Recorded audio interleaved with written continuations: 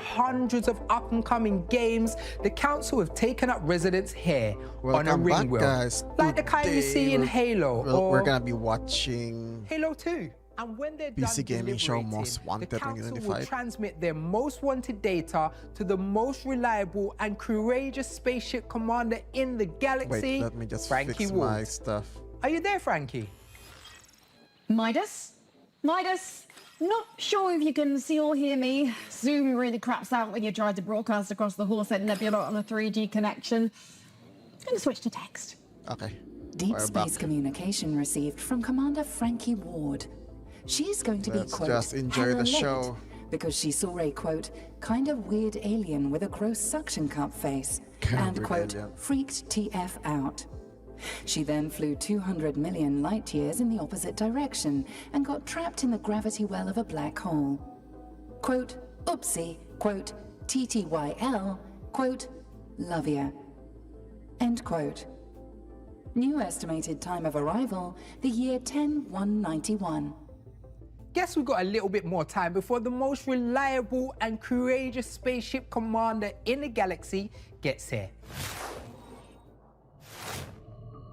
We're still waiting for the show. This is We're like on the- a ring world, this but is we like still the got our pre-show eyes on before the the real show. world.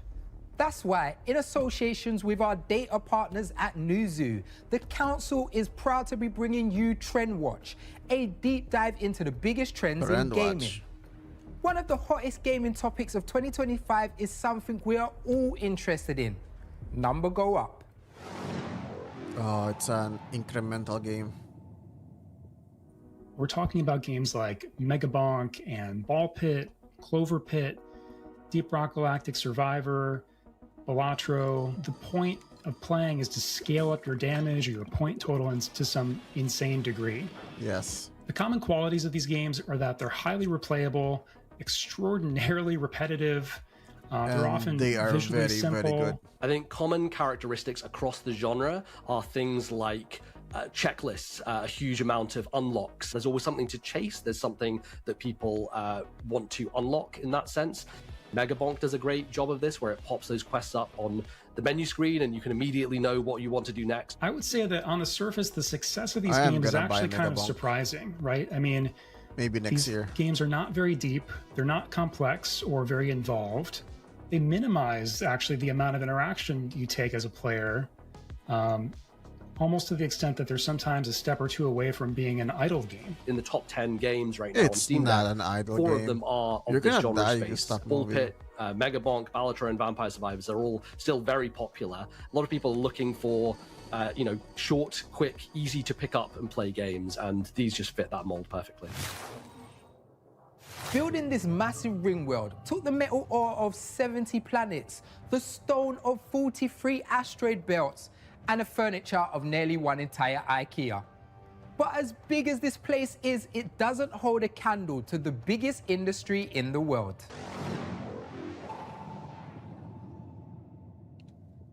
I think 2025 is a quite exciting year for Chinese studios, both in domestic Chinese market and overseas market. Black Myth Wukong is the most popular and well-known games worldwide, right? Marvel Rivals from NetEase is also very popular and also very financially popular successful. because it's I think Marvel. Wuchang Fallen Feather is one of the most well-known games. Chinese studio Everything wants is to well-known. combine the traditional Chinese culture, the ancient story, high fidelity graphic design, and also some light tracing system. Because of the rapid development of the AI, they have lowered the entry barrier of AAA games and AA games. What do I you know mean? like You need there an are a lot of RTX for it. discussion and concerns among the Western studios, but that's not the issue in China. It's exciting, and I think it will become kind of starting point, for Chinese studios to accelerate their exploration in the overseas market.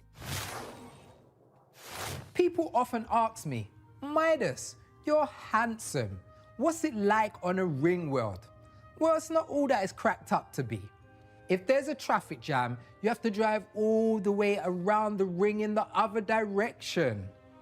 And a few light years away, someone is building the exact same ring world again with Unreal Engine 5. Oh, and no. there's these flat ringers claiming that the ring is flat and not ring shaped. Just look up, you idiots. You can see the ring at all times. Incoming transmission from Commander Frankie's ship. What now? To arrive on time for the show, Commander Ward tried to use her ship's Alcubierre drive to fold Minkowski spacetime to achieve faster-than-light travel. And? The YouTube tutorial on how to do that was, quote, like 9 minutes long and I ain't watching all that. Oh End my quote. God. Instead, she has entered cryosleep for the voyage, which is what she calls blasting the air conditioning and taking a nap. New estimated time of arrival, the year 40,000. I wish Frankie would get this figured out. And speaking of wishes, that's an expertly crafted segue into some new game trailers for the PC Gamers wishlist. Take a look. There we go. PC games. Let's go. What's that? Oh. I think I know this one. Find the houses.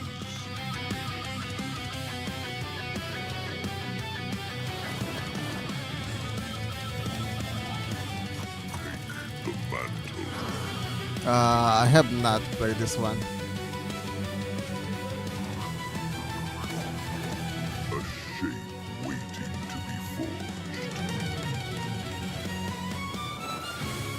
But it's a roguelike. And I do like my roguelike.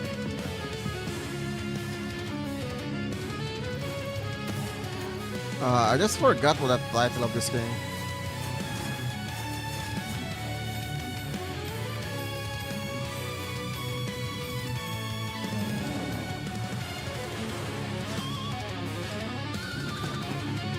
Claim the castle.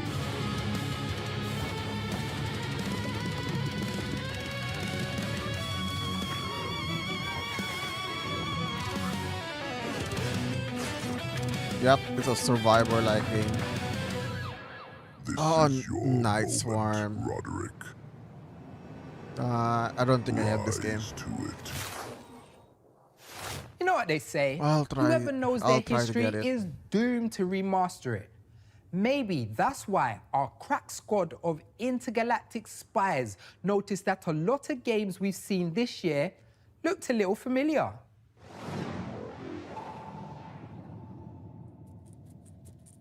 2025 has been a big year for remasters. We've seen a lot released over the past 12 months. There are people clamoring to replay these games with a modern, graphical enhancement and, quality of life improvements to kind of bring them up to modern day standards. We have the classic group of gamers who played the games when they first came out, for whom the nostalgia is really neat. But there is a different and larger group of emerging people that never had the opportunity to play the games, that know them by Yes, reputation and you can also sell them only, again. so that it is truly new for the first time. There's one that has really dominated the conversations this year, and that's Oblivion Remastered. Obviously, it's a game that has a huge community and fan base behind And it, they also and that you can nerfed play it straight away. Really helped the kind of dress and drive the armors. excitement and enthusiasm for that release. I can't wait for console gamers to get their hands on Blood Refresh Supply. Classic boomer shooter, we're just so excited. Blood Bring it to refresh console supply. audience. People are desperate to replay games from their childhood that were transformative in their lives, but the wording of remaster and remake has become very tinged. There will be another generation No. of Sony, of Xbox titles. And in the the remasters, probability is that games that we they were they playing make now, games that are coming out now, playable will on at some time in the a future newer be OS. unplayable Yep. unless Some of somebody the steps old in games to are really ensure they're hard to current. run on I do newer think OS. there's still going to be an appetite for these games, but it needs to be treated with respect rather than just like, oh, it's slightly better graphics and, slightly better frame rates, rather than like, we are remaking this from the ground up for a modern audience. So, They yeah, said the magic complicated, word, but I don't think modern they're going anywhere. OGS. If it was fun then, it Sure. would probably be fun now. I thought Monsters on Mars watched all 3 suns rise in Alpha The Centauri, magical even introduced some alien modern species to engines. the music of Benson Boone. They I tried guess to that kill me doesn't with include me. shovels. But as much as I've experienced, I still don't really understand what the heck is going on in Roblox. Thank God Oh, our friends at no. Newzoo do. Not Roblox. When we look at the Roblox generation, basically, I think everybody knows from looking at Roblox's financials, What? like it's a massive group of players actually that are Basically, those under, are 13 people who years don't old. have. But They don't it's have not Minecraft. just limited to them. only Actually, play the player Roblox. base that is 13 years and older is actually growing faster right now as well. Looking at the content on the platform that has gone viral, many of these things are coming from, social media, TikTok. It's mostly centered around, Gen Alpha, Gen Z that play these kind of games. Oh my Biggest God, player no. base is actually present on mobile, right? So, of course, what we're seeing right now is that more and more publishers from the indie AA or AAA space that used to make games on PC and console are actually looking, how can I actually expand my audience on Roblox as well? It's a very different approach No. because players on PC and console, they play up to 30 games a year, whereas, the average Roblox player does 20 experience on a monthly basis. So there's a whole different way how this is being No. consumed. They're adding more mature content. Those are for the They're phone adding gamers, proximity voice chat. There's a people couple of without things that they're Minecraft. trying to add to the platform and to these experiences. But of course, that comes with the risk of the protection of younger players, basically. I mean, they're trying to figure out how to make the platform safer, but and at the same time more interesting for older players as well. Fashion in space is easy. In a utopia, wear robes. On a spaceship, wear a jumpsuit. Want to get disintegrated? Wear a red shirt. But when it comes to fashion trends for PC hardware, our agents don't love the look of the latest fad.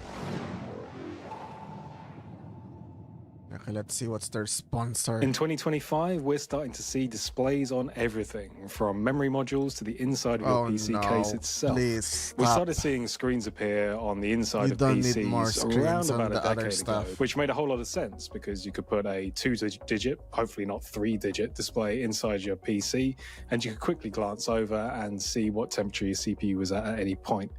Now, however, we're starting to see them on gaming mice, on the side of memory modules. We're starting to see them as internal displays for very little practical usage. I think hardware manufacturers will always try and differentiate their products with whatever the latest fad at the moment is. And to be quite honest, I could have been saying this about case windows for PCs 15, 20 years ago. That it was frippery, that it was something that potentially wouldn't catch on in the long term, and now they're absolutely everywhere. So to be honest, what do I know? All I do know is that in what terms do of I my know? next hardware purchase, I doubt it's going to have an extra screen on it. I'm personally a big fan of screen means screens. extra The cost. more screens, the better, I say. No. Want to check the temperature of your PC? Screen. Want to see what's inside your fridge without letting the cool air out? Oh my God, no. Screen. Want to keep up with all the latest trends in PC gaming? Screen. Literally, just use your screen and go to pcgamer.com/trends. And when you're done there, keep up to date with all the games from today's show over on our wish list. Are you sure you want to do this, Midas? Yes, I need a side hustle, and there's always a bounty hunter in sci-fi. From now on, I'm Midas Bounty Hunter. Who's my first target? Your bounty is Chagatha Paladron, the galaxy's most wanted assassin. Elusive, deadly, skilled in infiltration and exfiltration, an expert in camouflage. He's a ghost, a phantom. Some say he doesn't even exist. Isn't that him right there? Yep, good job. He's being apprehended now. This bounty hunting gig is a breeze. And speaking of most wanted, here's the next game on our list. Oh, Atari. Oh, it's a boomer shooter. Blood Returns.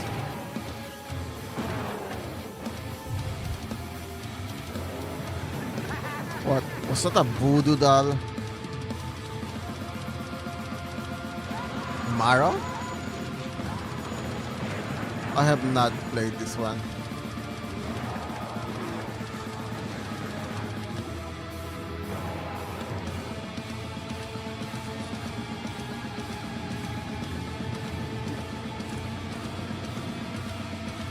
Yep, they have more pixels now.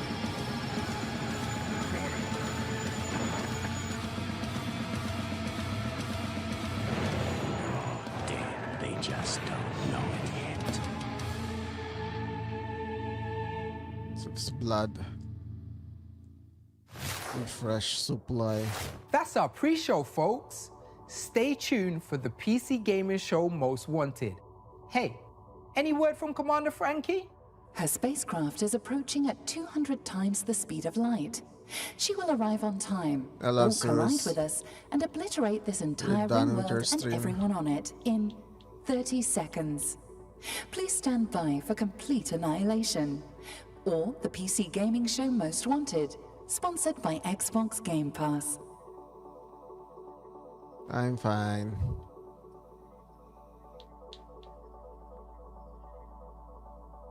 Finally, it's gonna start.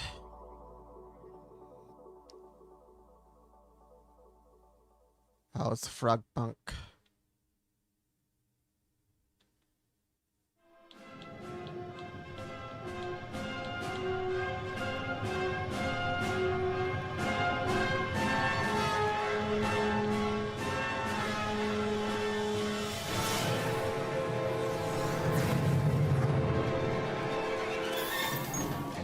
Computer, damage reports. No damage. Locate enemy ships. No enemies. Describe emergency. No emergency. Oh, the ones with all the steam back there. I'm doing laundry. You go through Oh a my lot God. of jumpsuits. And the alarms? That's just the ringtone you picked. Someone is calling the ship. Greetings, Earthlings. You are now in orbit around the ring world of the All-Knowing Council, a cadre of interplanetary gaming luminaries whose expertise and influence has spread across the galaxy.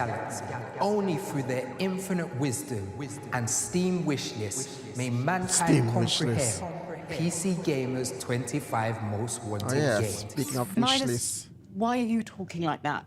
I have like Oh, 10k I don't know, wishlist. Frankie. It's just the vibe of the ring world. You know, it's all weird and futuristic here. There's flying cars, everyone wears robes all the time, nobody farts, ever. I guess I've just been here so long, I started acting like them. You got there 30 minutes ago for the pre-show. I'm a fast learner. Anyway, I'm going to begin transferring the council data to your ship, containing the 25 most wanted PC games. Stand by to receive. Data receiving. 25 most Midas. wanted games. Computer. Please don't call me computer. Computer. I have a name. Okay, spaceship with computer face. Remind me to reprogram you to have a name that wasn't decided by an online poll. Anyway, it's time for the PC Gaming Show Most Wanted, and this year we're sponsored by our good friends over at Xbox Game Pass. And as always, every game you see on today's show can be too found bad on Games PC Pass Gamer's is Steam page. expensive now. Let's start the show with 3 galactic world premiere trailers. World premiere. 武士道 Oh, Bushido. それは己の均衡を保つこと Okay. Is this a Souls-like? In space? 勇敢礼儀名誉 Yeah, this is definitely new. 慈悲そして正義 Oh, so that's why they were in the 私を ring 打ち砕 world. こうとした石は決意の刃を研ぎ澄ませたに過ぎない因縁の大事が叶う時この空が赤く染まろう無残なに叫んで汚れた What the hell is this game? Looks good. Is it a Souls-like? Looks like a Souls-like.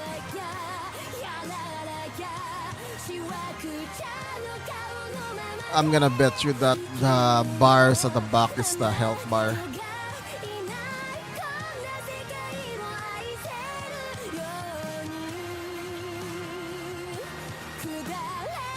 Yep, it's gonna be a Souls-like. Looks like a Souls-like to me. Soul. Shogunate.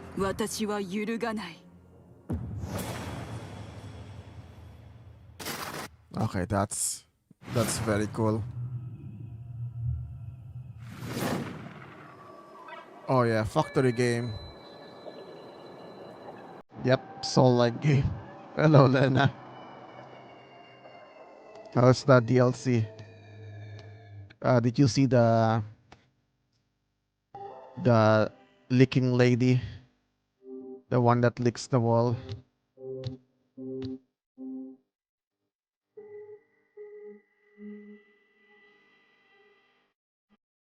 Nebita yet.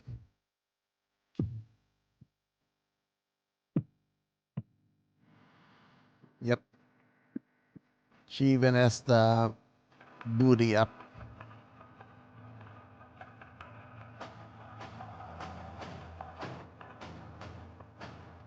Oh, this is Factorio. Looks like Factorio.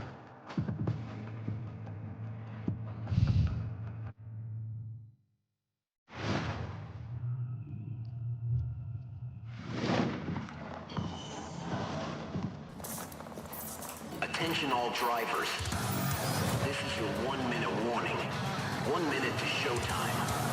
Those who are about to die, we salute you. What is it? Death Race? Looks like Death Race.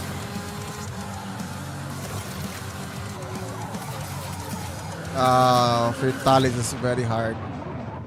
The first one is gonna be solo. You gotta solo fatalities first.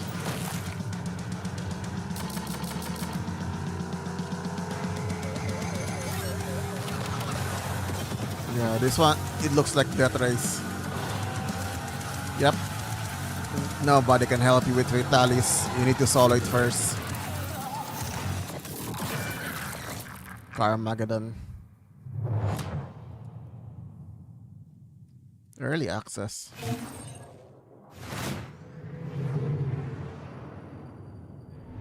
Okay, I thought that being in a spaceship was cool, but after seeing a Carmageddon reboot is on the way, I really want to get back to Earth and get behind the wheel of a car. But first, my sacred duty as a Starship Commander, introducing a new segment. That's no dime a dozen Ringworld down there. It's the headquarters of the Galactic Council, a collective of developers, industry luminaries, and expert critics in full utopia mode. Everyone's in a toga and they spend all day writing the worst poetry you've ever heard. But for the past year, they've been crunching the data on every game on the horizon using their powerful psychic brains and a bootleg copy of Excel. And they finally determined the 25 most exciting and anticipated upcoming games, known galaxy-wide as PC Gaming's most wanted. But we've got way more than just 25 games to transmit to you today. We've also beamed ourselves into some developer studios for in-depth interviews. Plus, we're docking with tons of new trailers for games on PC Gamer's very own wishlist. To help you keep track, head to pcgamer.com/wishlist, where you'll find every single game on today's show. Number 25. Oh, this one I remember. Reanimal. I think there's a demo for this. I just missed it. We have loved games like Limbo, we have loved games like Inside, and from the same creators as two other games that we love so much, Little Nightmares 1 and 2, we now have Reanimal, and I was lucky enough at Gamescom to try out the demo. The whole booth was so scary that we got jump scared by the attendants that were there. It was so funny. But the game so far, first impressions, just absolutely incredible. The graphics are just head and shoulders anything that I've seen from this type of genre before, the lighting, the atmosphere. I love that I got to play it with a friend, and the fact that it's multiplayer is just such an added layer to the excitement of things like this and things that we know work, and we know we're in good hands. I just can't wait to see the full thing. I can't wait to see what they do with it, and I love that they've taken all of their creative geniuses and squeezed them together and brought us something different, and I just cannot wait to play it. Good night, and and good luck to you all.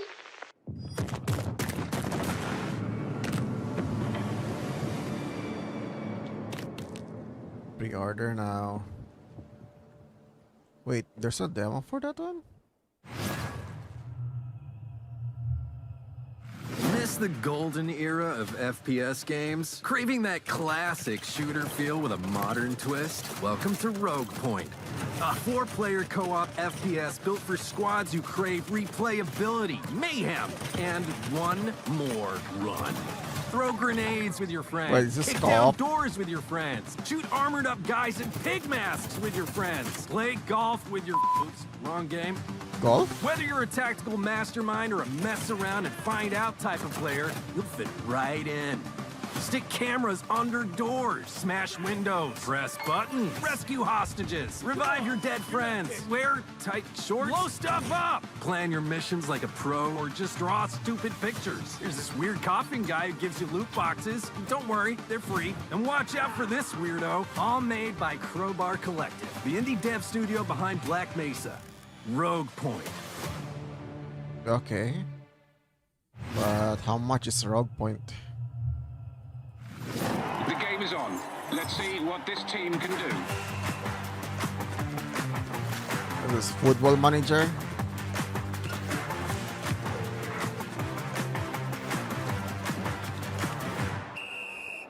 And that's the kickoff. It's a deck builder football? Looking for space. They're trying to find the rhythm as they build up. Lovely ball on there. He's outpaced it. Yes, he's there! A deck builder football game. Okay, that's unique.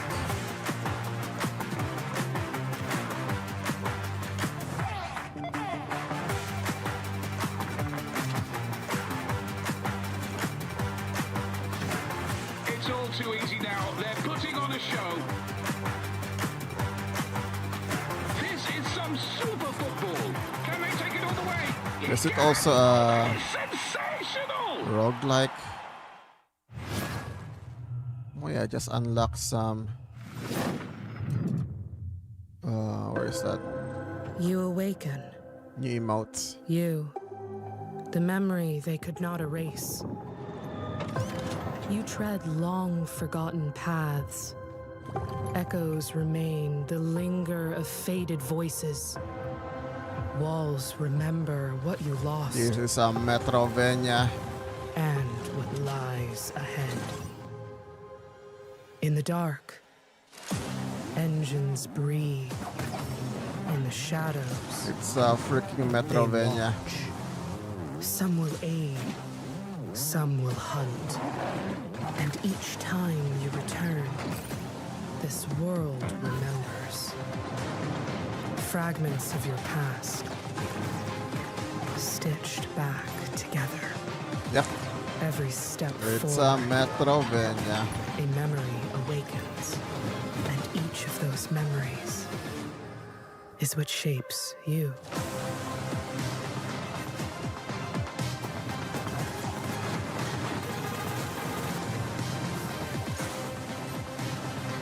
Oh, it's just next month.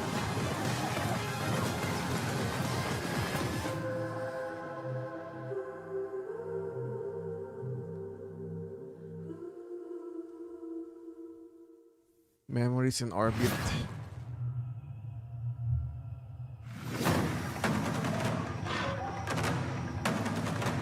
Ah, this one is ferocious. I think I played the demo for this game. Oh yeah, I did play a demo of this game.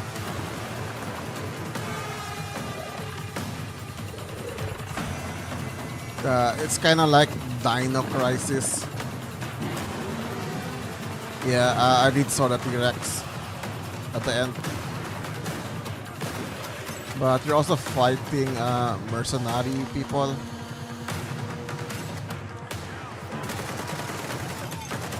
I think you were looking for your brother. What, they have a mech? I didn't play with the mech on the demo.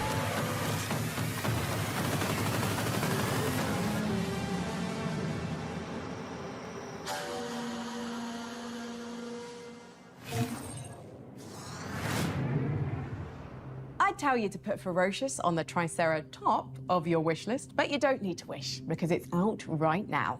Before we get to the next game on our most wanted list, let's find out who put all of these games on the list in the first place.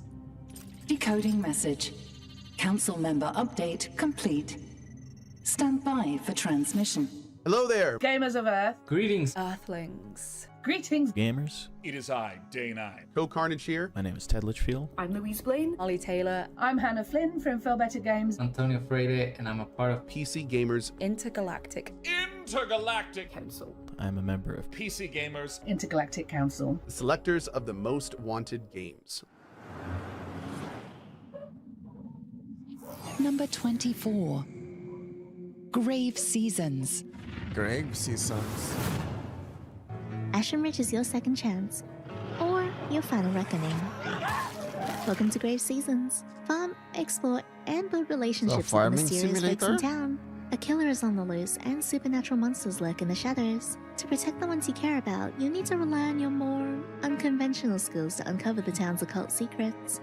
But not all that haunts Ashen Ridge is out for blood. Like Rose, the ghostly librarian.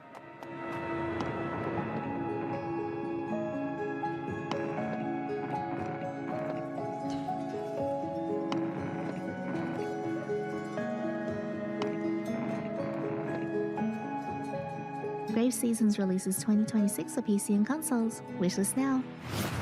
Okay. I wonder who voted for that. Animal Kind.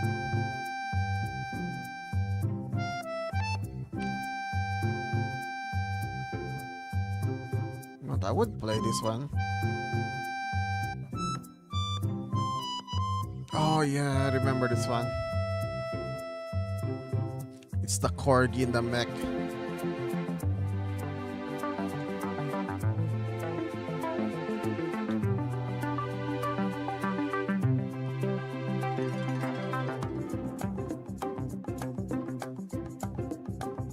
Okay, so it's one of those cozy games.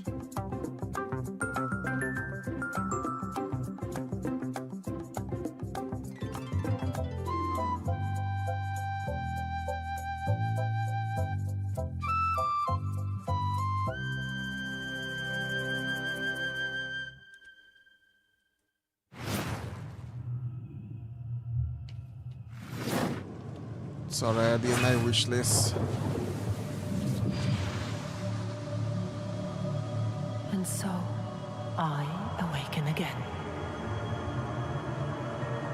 Go forth, memories of my blood. Retrieve what is ours. Okay, so it's a turn-based Fear not the hollow. roguelike? For the sanguis grants you strength.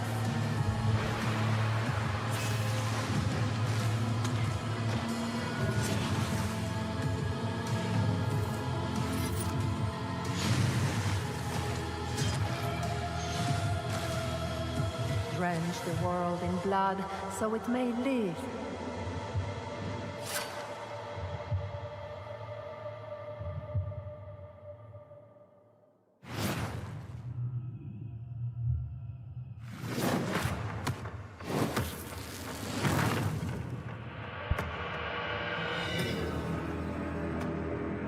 Oh, it's like Rogue Legacy.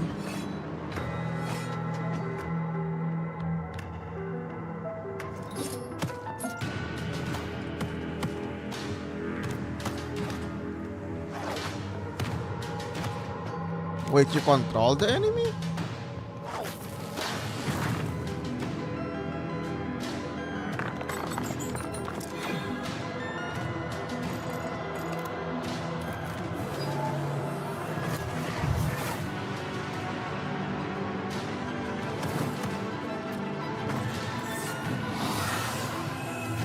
Yeah, this is definitely a roguelike, and I like it.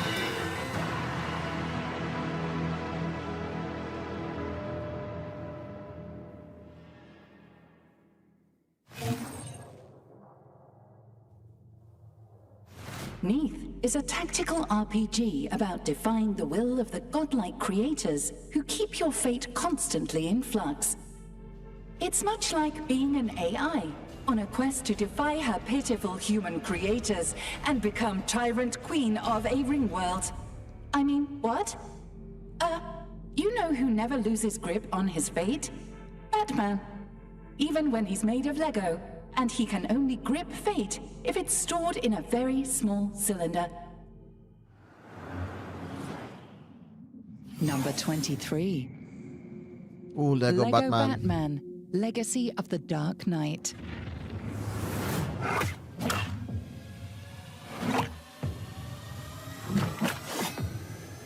Did you ever see a game that was so laser targeted on your interests that you felt a bit personally attacked? I'm Batman. I first saw the trailer for Lego Batman Legacy of the Dark Knight this year, and what do you mean? I get my two favorite game franchises in one.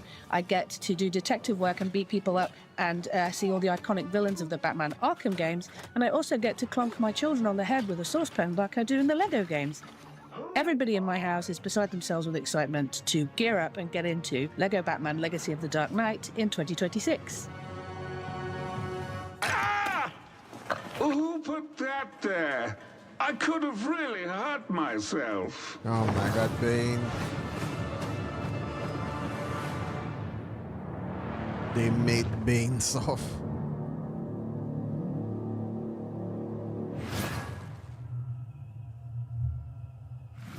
So you like dogs, Wouldn't you be happier with a bigger hound?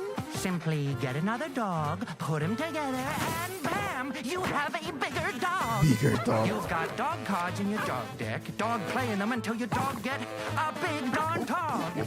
Okay, so it's like the watermelon game. The way the world works might seem a little fruity to you, but between us, it's all dogs. Dog pile out this year. That's a really good name. That's a freaking good name. Okay, there's a demo for that one. Oh, it's that climbing game. You up? Time to go.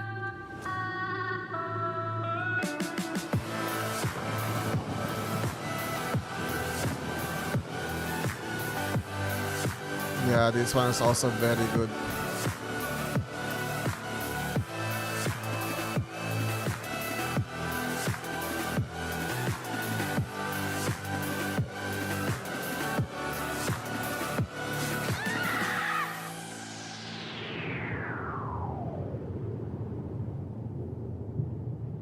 Okay, that one is also next month.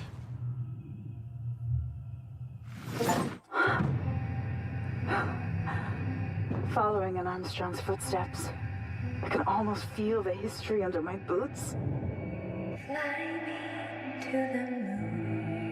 No more delays, Bo. Do what you must. Everything depends on you.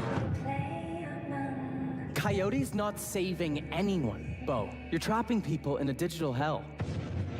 The scanning process is almost always fatal. So Coyote died. Good riddance. His legacy will die. Wait, is this like Soma?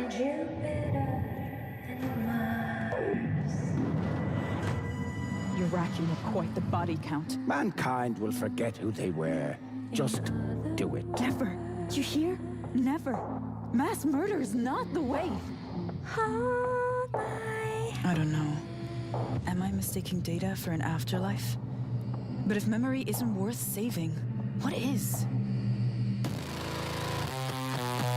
Lunar Strike.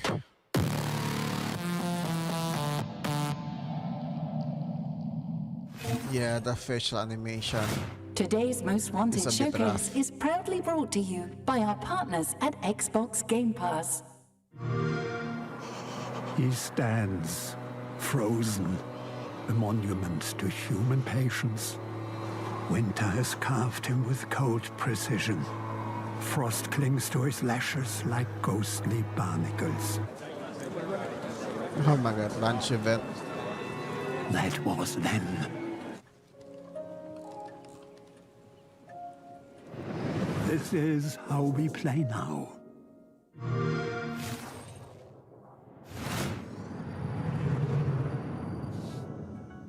Incoming transmission from a shadowy intergalactic figure only known as the weapons broker. As a rule, I try to avoid shadow figures, but I do like weapons, so I'll accept the call. Hey there, it's me. Clearly the shadowy intergalactic figure, known only as the weapons broker. Weapon broker. Need a gun? Perfect. Fresh off the black market. Ooh, MP3. Really nice. I'll get you a bulk deal or something. No pressure, though. I was expecting someone more, I don't know, menacing, mysterious, elusive, maybe even elusive.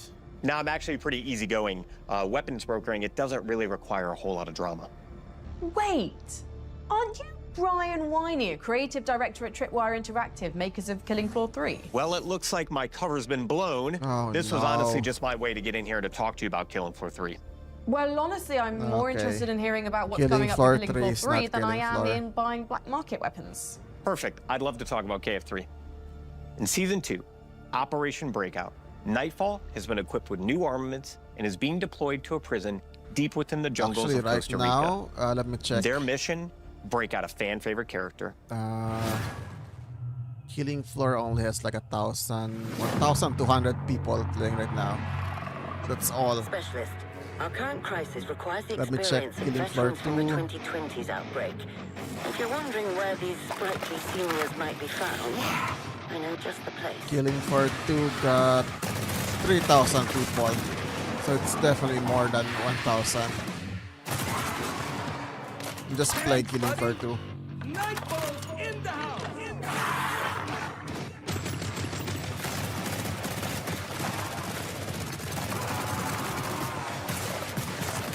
First, we cannot weld the freaking doors. You need, you need a special equipment for it.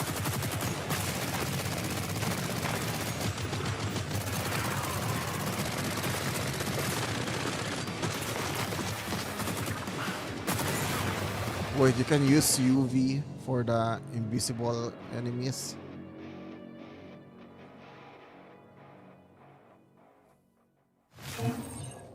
And also, That's they Killing Floor made it 3 like a class Season 2 system. Operation Breakout. And next on our most wanted list, a game with the best kind of travel, time, and my favorite brand of punk, Steam.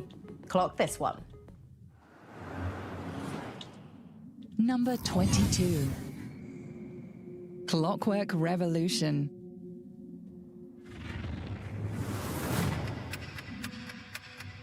Oh, the steampunk. Steampunk We just found out shooter. that Clockwork Revolution has been named one of PC Gaming show's most wanted. I The reaction to never. our last trailer absolutely blew us away. heard The this one. passion, the theories, the excitement from But I our do like fans. steam- It's been steampunk. incredible fuel for our team. Here's to playing in the mud. Well, I can tell you, this is the most complex game I have ever worked on. Life here ain't for the soft-hearted. Between the character creation that really matters, the reactivity, and if you've seen the trailer, you've seen how gritty and our dark humor really shines through. Chachi! I'll show you, Chachi!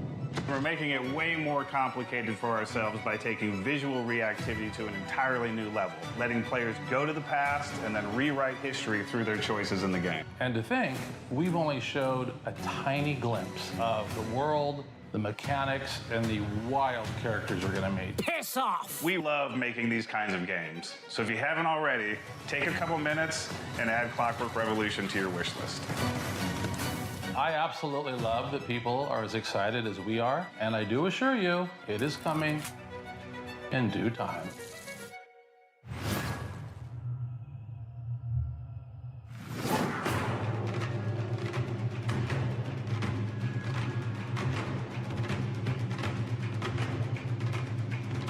Oh, I think I played this one. Oh no.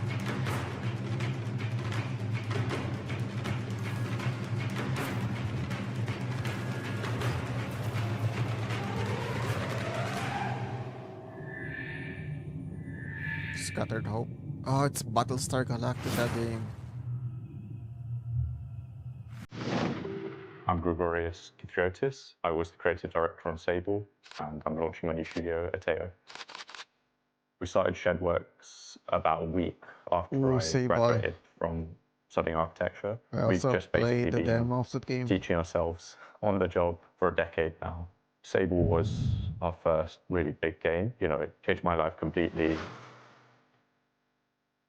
So Teo is sort of the next step with that, taking everything I've learned from studying architecture, from Shedworks, from Sable, and applying that to new creative explorations, projects that are really personal, but carry on with that lineage of world building, of storytelling, and games that really engage people on an emotional level.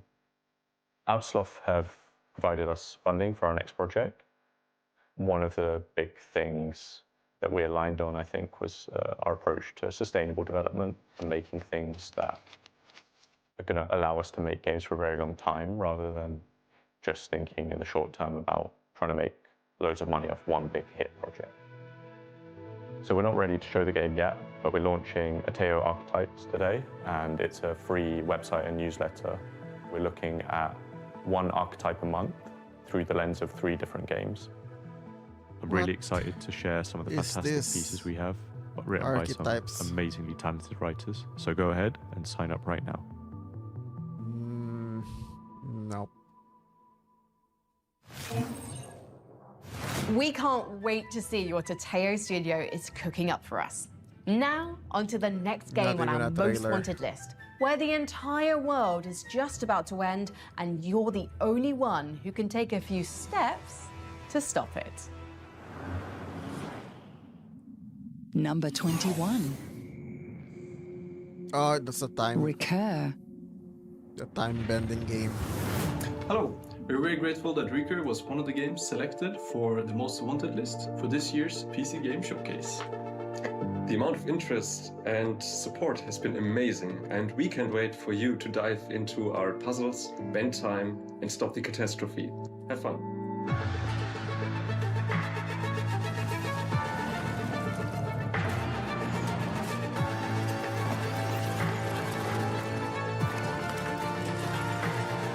I hope there's a demo for this one. I wanna try it.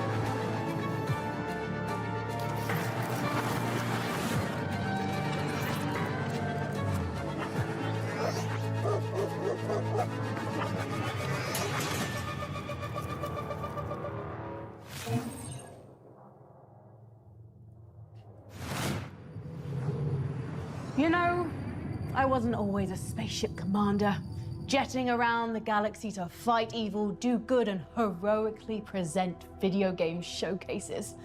I got my start as the operator of an enormous planetary defense cannon until they kicked me out because I couldn't pronounce my job title. Yep. Here's hoping you don't have that problem in Planet Inverted Gun, I also cannot read that one. It's the planetary defense cannon. I mean, commander Number defense 20. cannon thing. PVKK. It's German. Can't read that one. It's a very long name. Very long title.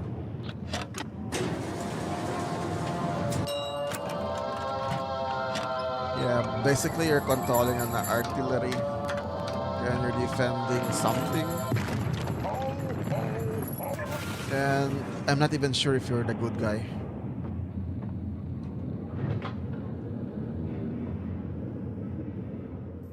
Oh, it's coming out this summer. Oh, this one I have played this one on the demo. The turncoat's taken the cuff.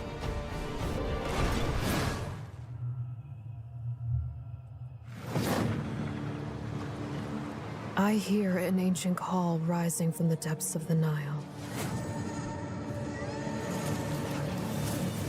They cast an enigmatic shadow from beyond time, leading me into this realm of shifting sands. They say, to safeguard this land, the ancient gods shattered their vessel into 14 fragments.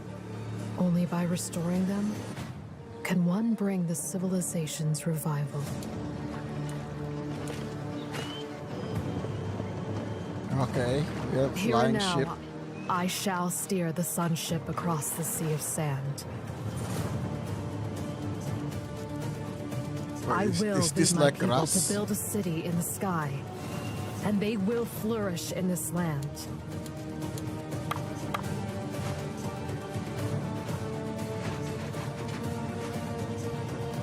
They say this time, I will be at the helm. That the miracles of the shifting sands shall be forged by my hands.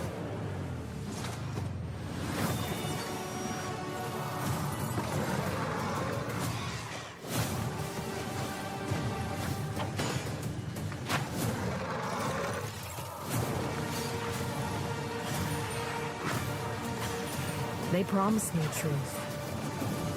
The truth hidden behind the mask.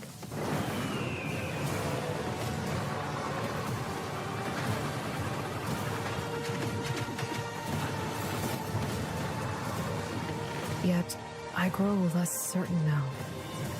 Who is truly behind the mask? Wait, is this multiplayer? Is it they? Or I?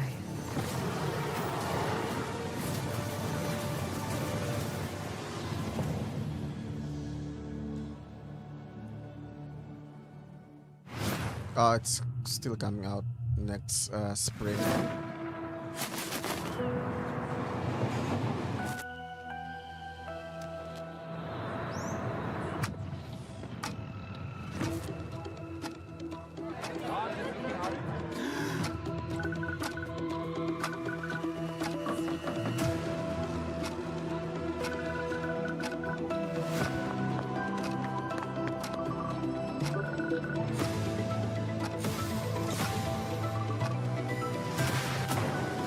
I think it's one of those time loop games.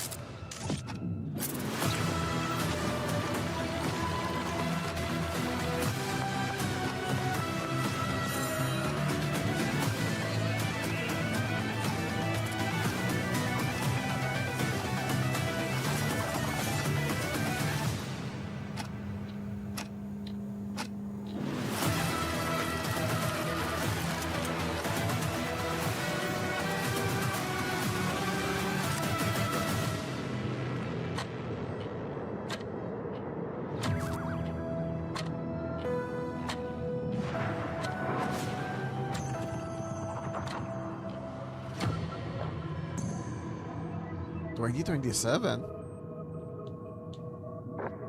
Okay. 2 years ago.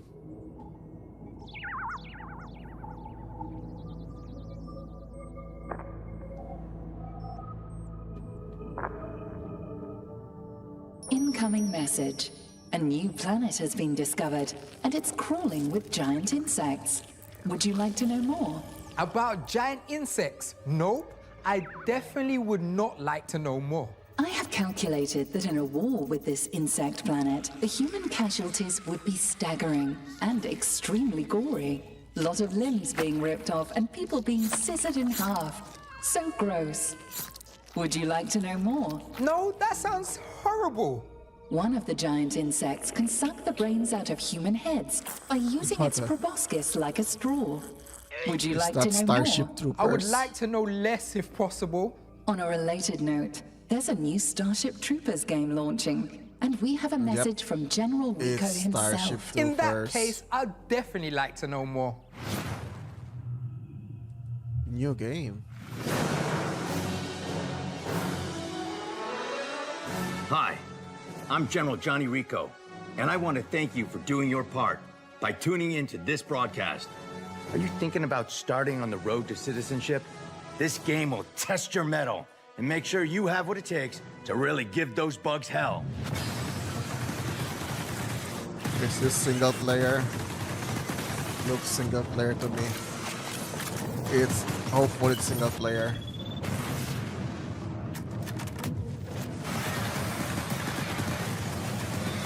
I know the graphics is good enough. You know what, as long as the gameplay is good. As long as the gameplay is good. Ultimate bug work?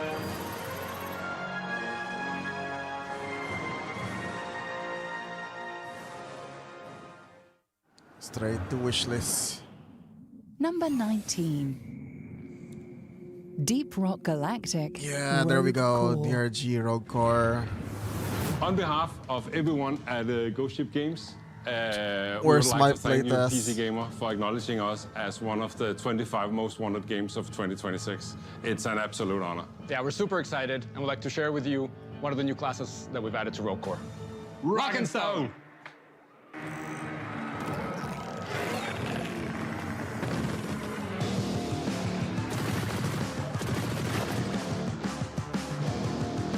State rewind.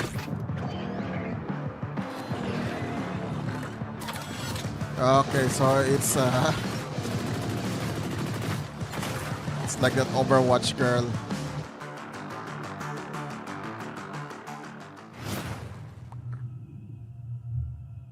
Tracer, so it's like Tracer.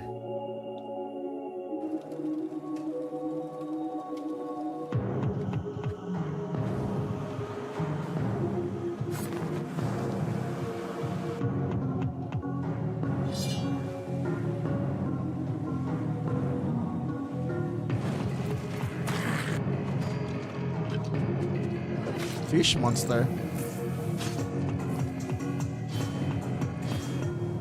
Okay. The flying sword for movement is kind of good.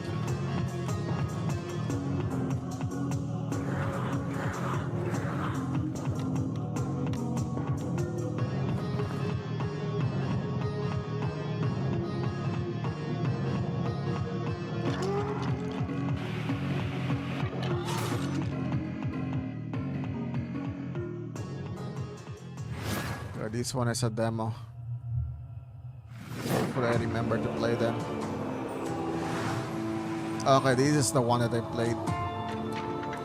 I think this one is like the... What do they call that? That ice game. But this time we are on a tree. Oh, it's like Frostpunk. But we are on the tree and then we're fighting the fog.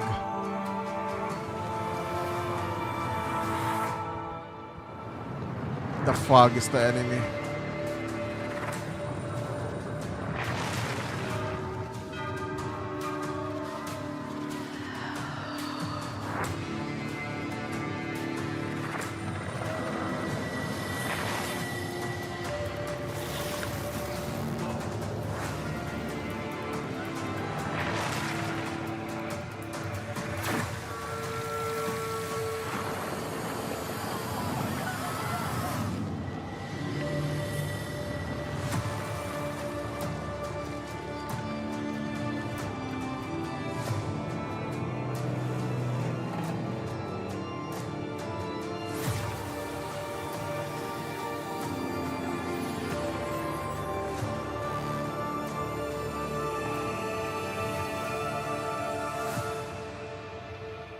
Dark switch.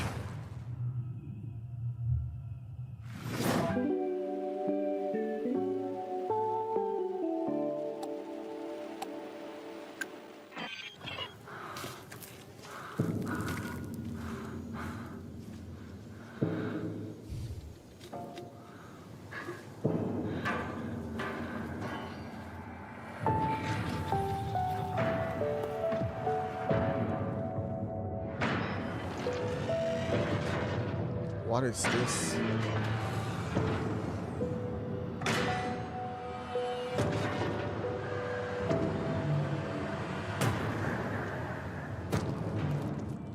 I like Max.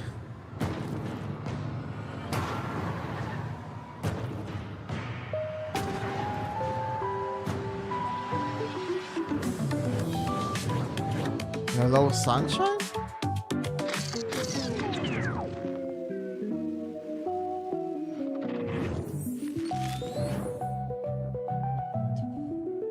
Let me check. Do you have a demo?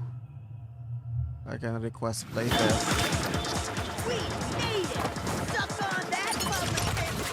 So we added the skateboard in High on Life 2. It's a new concept for the game that was such a huge swing for us, and we weren't sure we were going to pull it off. In the first game, traversal was a big part of what we wanted you to feel as a bounty hunter, right? You're running around, you've got the sweet suit, you're this regular Earth kid, but now you've become something more. Okay, it's And the this Rick and Morty guy we just had still a kind there. of a dumb idea, which was like, hey, we should put you on a skateboard. And then we built it, and we're like, hey, this is really cool, but it's like really cool, and maybe we should do more with it. And don't I want to shoot a gun while I'm skating? And don't I want to kick that in someone's face? The skateboard is honestly the coolest new thing we put in the game. Every time I play, I'm like, oh my god, this rules. We have a lot of design challenges because of our ambition, and I think I gotta call out the skateboard as the toughest one to crack.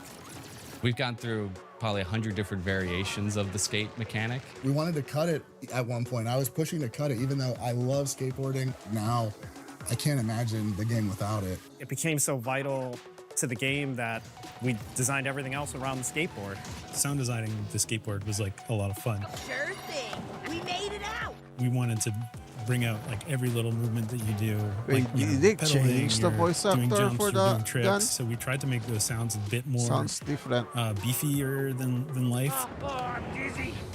So in High on Life 2, you could use the skateboard as a weapon. It's actually a major weapon for you. You could just kick it off and slam it into people's faces. Where we ended up with the skateboard is so amazing that I'm just really proud. I'm really proud of what the team did. The risk was huge, and we finally put it into people's hands, and we were terrified, and it ended up being really cool, and that was really heartwarming because it was such a big, scary, risky feature for us.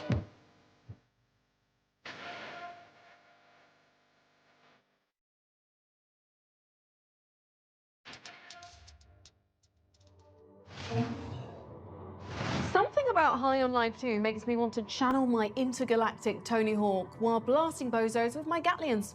High on Life 2 is in its final stages of hyperspace travel and will enter the Earth's atmosphere on February 13th, 2026. Pre-orders are available right now.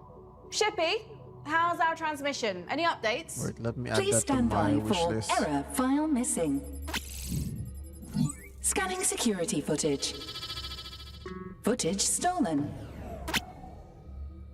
Sounding alarm. Alarm disabled.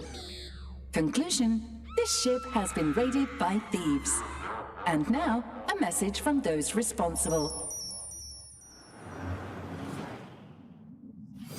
Number 18. Thick as Thick as thieves. Thick as Thieves is a multiplayer heist game that focuses on stealth and social manipulation. It's an immersive sim that explores a lot of thieves' ideas, but actually pits you against several other players as you each run around the map trying to steal the same MacGuffin. Better yet, the game is being headed up by Warren Spector, one of the names behind games like Crusader No Remorse, Deus Ex, System Shock, and Deep Deadly Shadows. Now, I saw a little bit of Thick as Thieves myself at GDC last year, and as someone who is a little past his prime when it comes to multiplayer shooters and also has a Deus Ex tattoo, this feels like it could be right up my alley. A multiplayer game that values brains over twitch reflexes, built in a world of magic and technology smushed together. I can't wait to see more. It's definitely one of my most wanted games. Things could go many different ways. Oh no, it's a multiplayer game. While I wasn't looking, Thick as Thieves stole the top slot on my personal wish list. So sneaky. And speaking of swiping things that don't belong to you, we were so interested in the next game on our wish list, we infiltrated the studio and found where the developers were hiding. Here's what the team at Night Street Games, who also happened to be the manager and lead singer of Imagine Dragons, had to tell us about their 5v5 Capture the Flag shooter, Last Flag. Meanwhile, beneath the blue team's base. All right, team, huddle up. Next game starting, so here's the plan. Peter, you're on flag duty. Remember, you can hide it anywhere, so get creative. Jig? Got it. Oh, sorry. Parker, you're on intel. What is this? Kind of like radar towers A and B. Tribes? We'll lock them down and get scanning for the red team's flag. Then we unleash our secret weapon. The red team's listening. And how do you know that? Suit. Do your thing and sneak past enemy lines to find that red flag. Kicking butt along the way. Easy. We'll see you. Camilla. Now, once we have the flag, use that teleport gun of yours to shoot the flag carrier towards home base. Because you know they'll Teleport be gun. Wait, what? Stick to this brilliantly devised plan. We got this in the bag. Let's boogie. Wait, why do you still have that?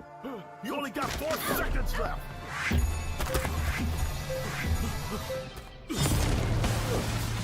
Bingo. All right, team. New plan. Just wing it. Okay, so it's a 5 capture the flag game. Seriously?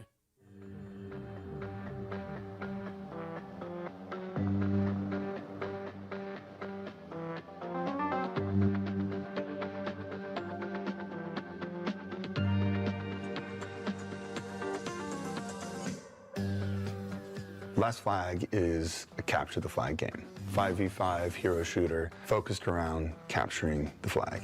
What differentiates it from other capture the flag games is you can hide the flag wherever you want. So it adds kind of the element of capture the flag that I knew growing up at PE, or for me at scout camp. I grew up in a house of 8 boys and 1 girl, and we all fought over the computer as far back as I can remember. I think the first capture the flag modes that I played was Team Fortress, Halo, Overwatch. I always loved that mode, but it never quite scratched the itch of the joy of hiding the flag and finding a flag. And I think everybody can understand the fun of hide and seek. It's a feeling of the thrill of nature and the sneakiness of going across the enemy line, the creativity of sitting with your team and plotting and saying, where am I going to put this flag? What should we do? How do we set ourselves up for success?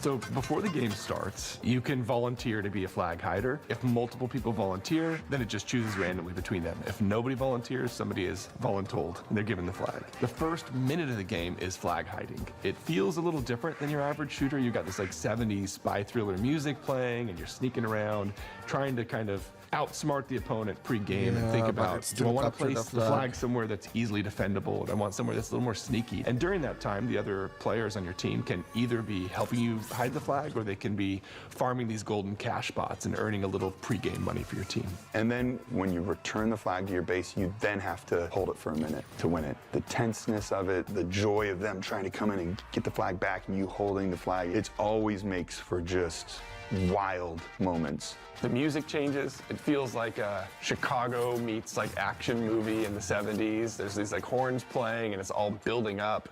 You're hearing the countdown.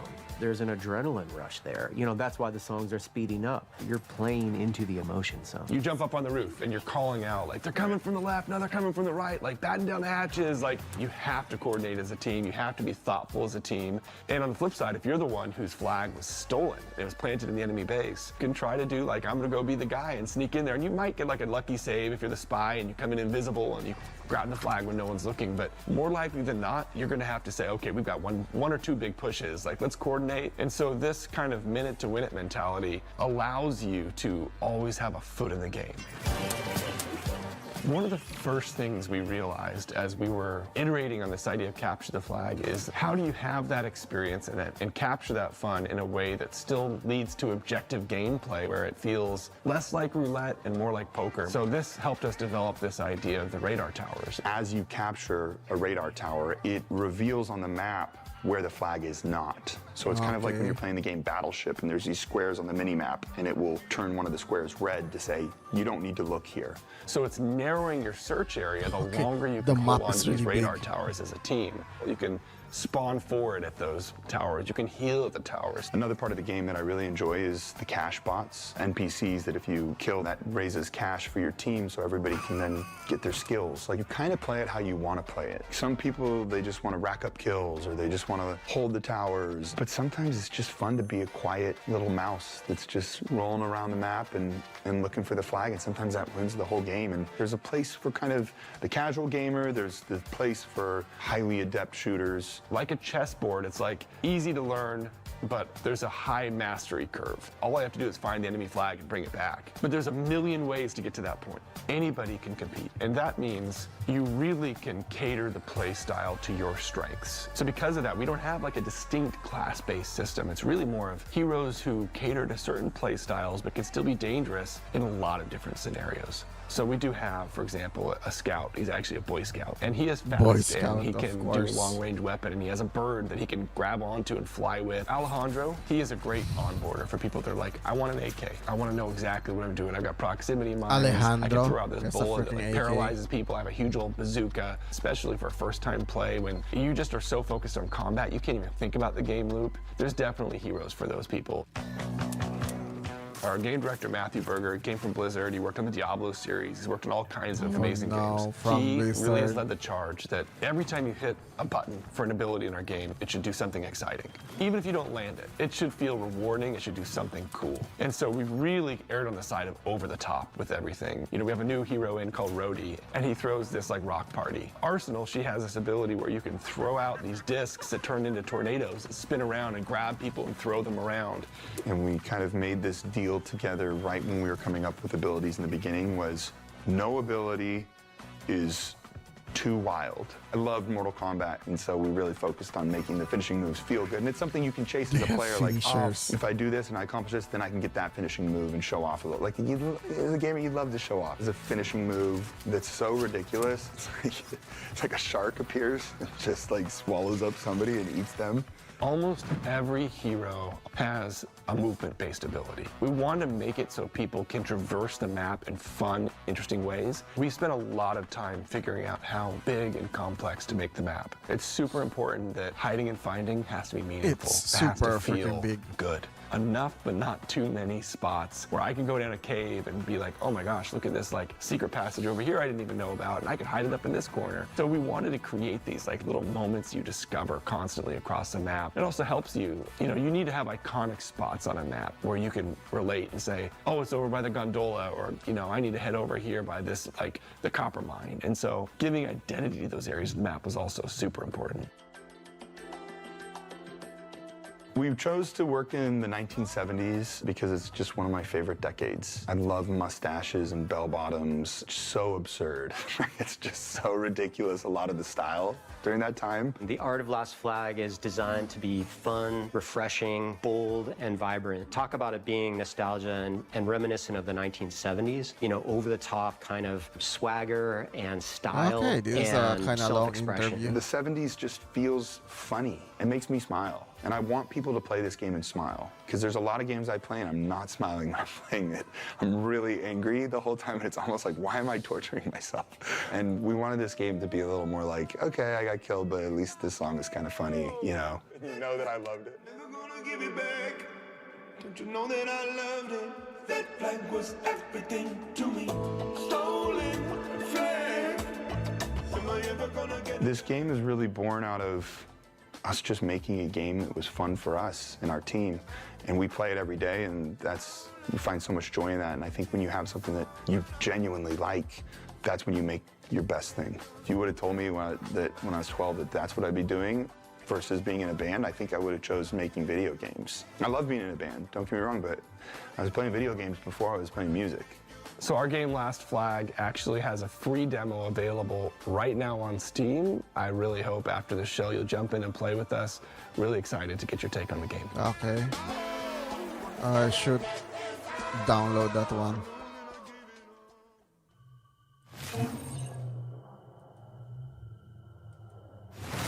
As an all-knowing artificial intelligence, people always want my advice.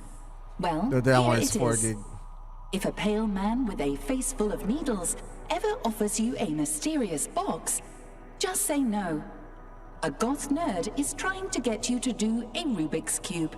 Or it's Pinhead from our next game, Clive Barker's Hellraiser, trying to drag you into the abyss. Hellraiser game. You'd better hope it's that one. Number 17. Clive Barker's Hellraiser Revival. I would describe our game as a discomforting and dark story. It's like a mix You don't between say. violence It's a and freaking action, all wrapped in leather, flesh, I have and only chains. seen I don't think the anyone saw a screenshot Hellraiser of the game of movie. this sort coming I at have all. not actually Fans are watched going to the be full scared, movie. and they are going to have a great time being scared. Anything less would not be a Hellraiser game, basically. We'd like to thank the Council for their depravity and generosity in considering Clive Barker's Hellraiser revival as one of the most anticipated upcoming games. Be ready to explore the further regions of experience by wishlisting the game today.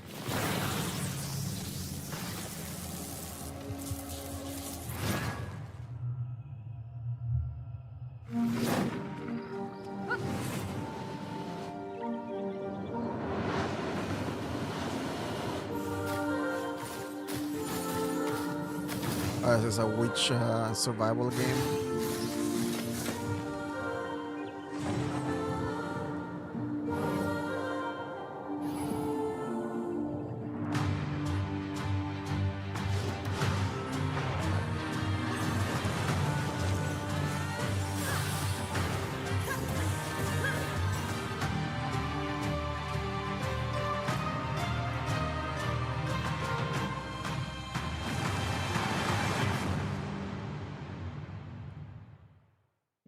Spire.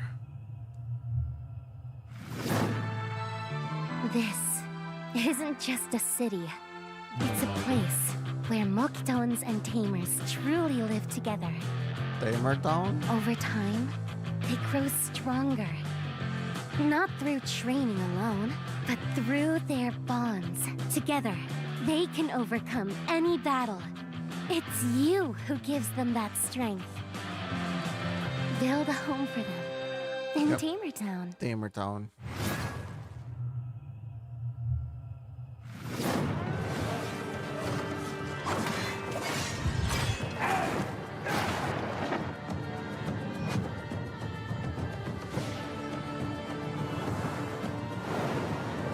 What?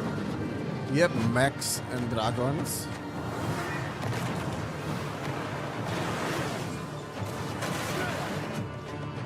Wait, is this an MMO?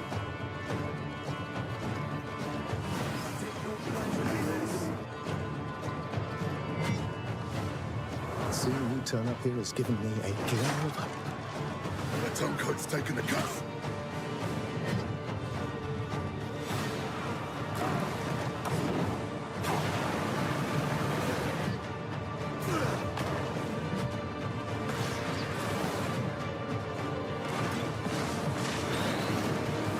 What? The mech looks cool.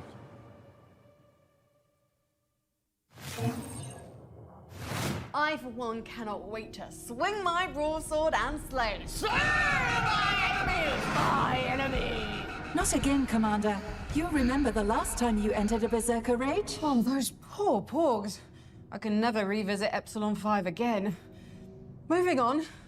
How is it that vampires are awesome, but a half vampire is twice as awesome? Our council will be happy to explain. Number 16. Marvel's Blade. It's the freaking Blade game.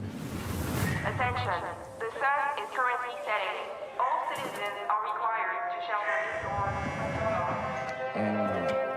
storm. Turn that shit up.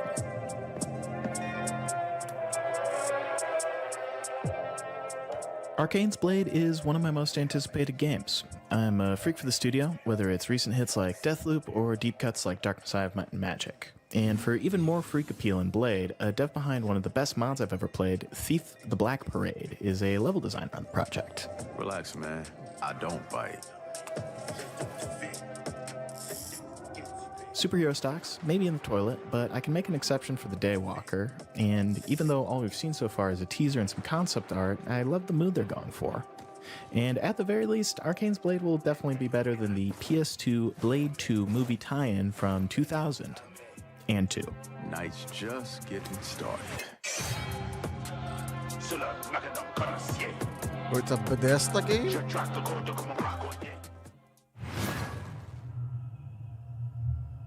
Hopefully there's no loading. Opening doors.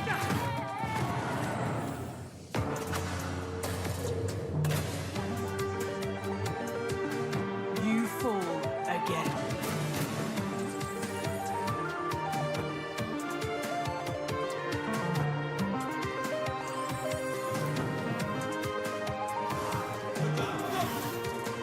Wait, is this a MOBA?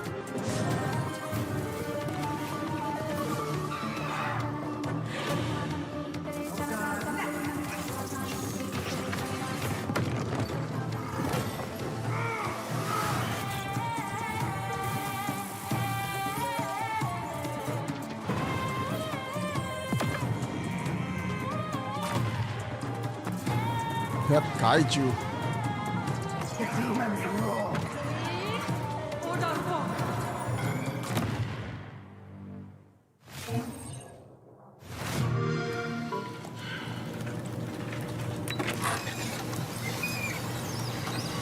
What the fuck is that disk drive?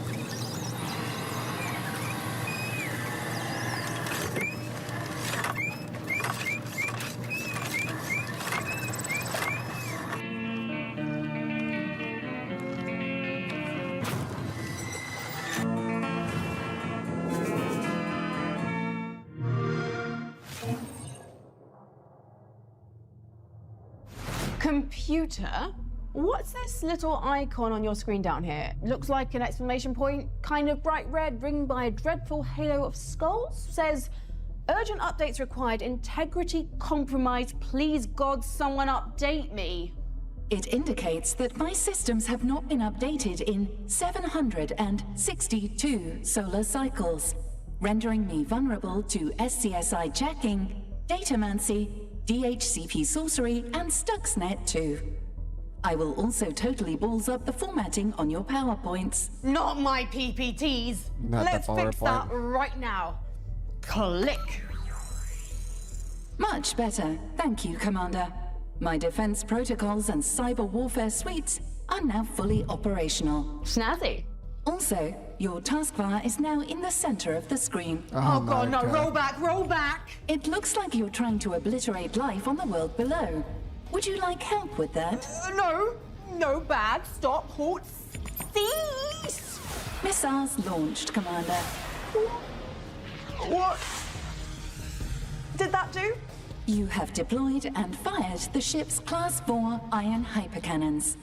An area approximately 116,806 square kilometers across has been annihilated in nuclear fire. Oh. Fortunately, the area was uninhabited. Oh. Save for 4 million acres of woodland, 53 varieties of exotic flora, and 1 species of owlfish, now extinct. Evil owlfish? It would be illogical to apply morality to... With me here? Yes, evil owlfish. All right. Evil owlfish. Good work, me.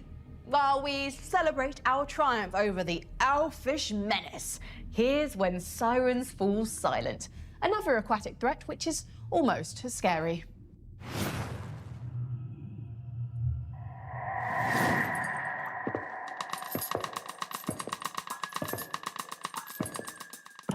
Good evening from this special edition of TG. Today our newsroom received a disturbing videotape. It was a tough decision to make, but we hope that by showing this videotape in full, it will help keep this young girl safe. We apologize in advance for the nature of this footage. I am Agley. I'm fine. I have to read this message to you. Please.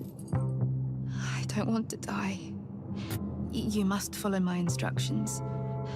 There's a story that must be told, and truths that need to be revealed. I will choose someone. An officer. She must follow my instructions. She will be my voice, my eyes, my soul. The person who will allow the sirens to be heard once more. That was shocking to view. Now we will head over live and direct to our correspondent. We still have no significant updates on this case. The police are yet to release an official statement. Though some speculation has emerged about Was the I good? 21-year-old Moldovan Yes, who was rescued I was during good, the right? When will I get to meet her? Oh, it's a horror game.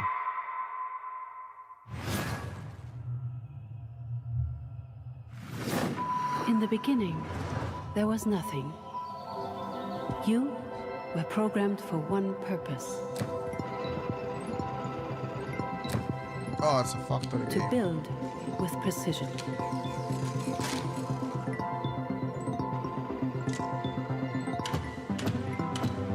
Design. Yep, it's a factory game. Optimize. Create.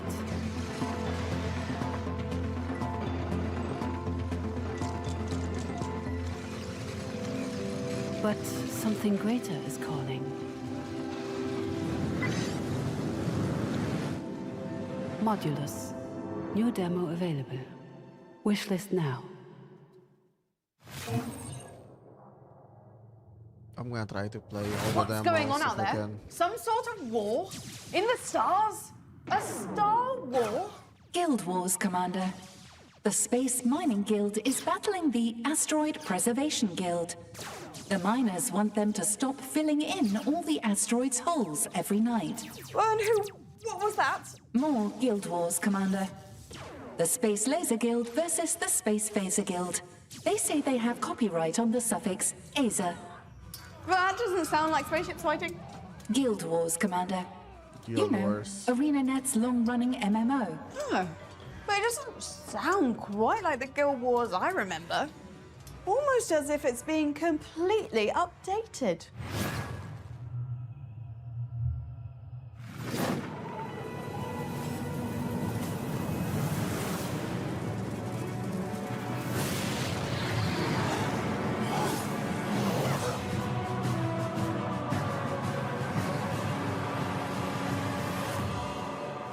Oh, it's a Steam Deck ready fight.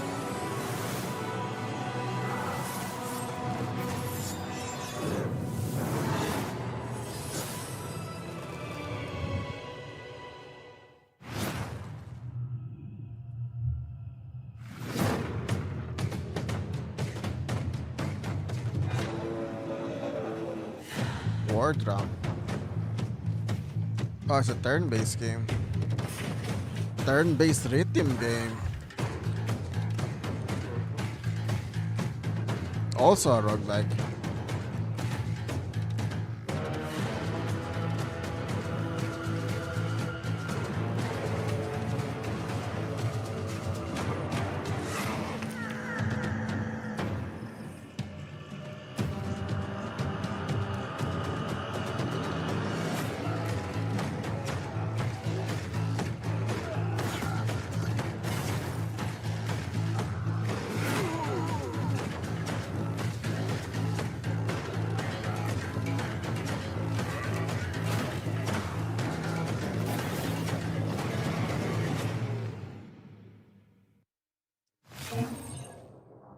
If there's one thing every intergalactic council of infinitely wise and peaceful beings love, it's a bunch of Marvel superheroes punching and kicking the complete hell out of each other.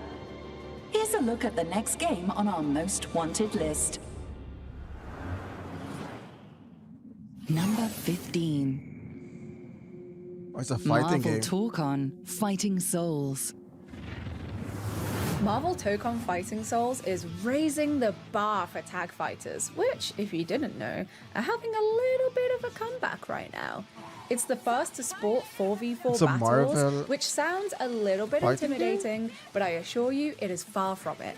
Instead, it's a gateway to exciting and dynamic fights where you get to kick tail as the likes of Spider-Man, Star-Lord, Ghost Rider, and my personal favorite, Storm. With gorgeous visuals, a kickin' cast, and let's not forget fighting game veteran Arc System Works at the helm, I am beyond jazzed shit, to that's see really Fighting good. Souls throwing its hat into the tag fighter renaissance ring. マーベル闘魂ファイティングソウルズ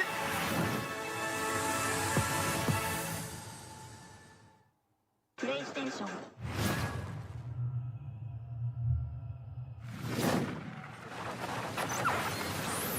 He's not dead, he's not dead. What is he, a cheater? Oh my god. What is this? Another shooter game. Thank you guys for coming. Thanks for inviting us. Ebba and TGB, lead away. Ready up.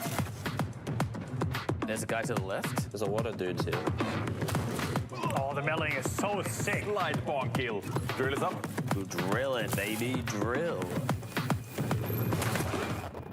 Oh, you already broke stealth. What are you doing? We're going up, boys. Oh my God, it's a there's heist actually a few game? of them over there. Kind of like Payday. Push towards the objective. What am I shooting? Fucking hell. I'm getting fucked on my right. Oh, that's a sentinel. Holy crap. Okay, so we have a tank. Oh god! 3 fucking sentinels on us. Oh, there's another one behind us. Who woke them up? Jeez, that was chaotic. We dead, mate. Go, go, go, go, go, go, go. Drill is up, drill is up, drill is up. Synchronized bomb. One more. Vault's opening. Okay, So let's it's go. TGB, we got sci-fi this. Payday. 3, 2, 1, pop. Take one, let's go. All right, we got it. Let's get you out of there. Go, go, go, go, go.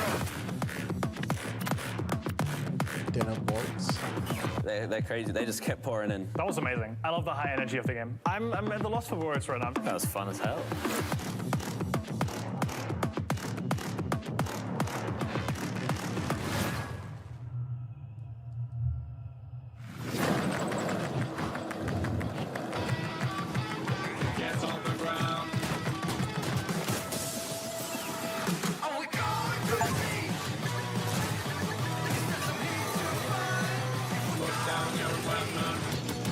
Okay.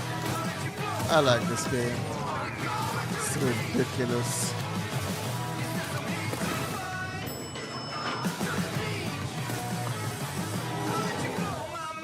Restoring factory circuit.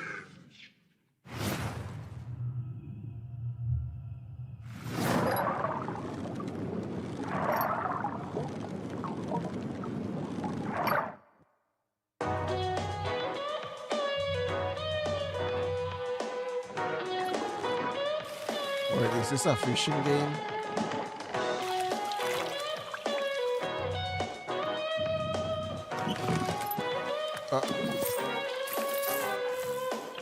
Looks like a fishing game.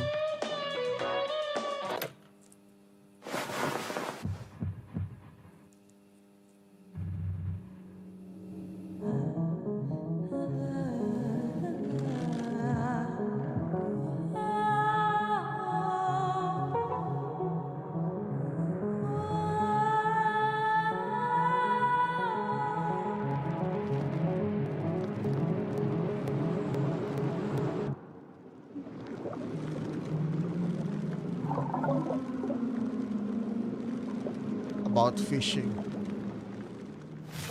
There's a playtest. That makes me want to break out the old tackle box. You know, no one told me there'd be no fishing before I came to this ring world.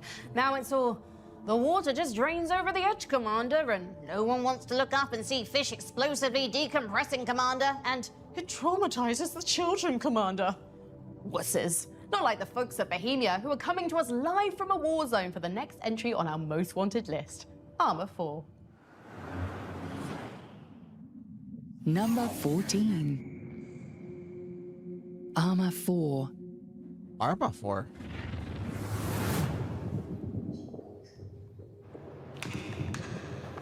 Hey PC Gaming Show, this is Armor 4. We greatly appreciate you for selecting us as one of the most wanted games for 2025. Nice. Currently, Get a we're meal allocating soon. strategic assets and resources to successful completion of the task. In the meantime, game on.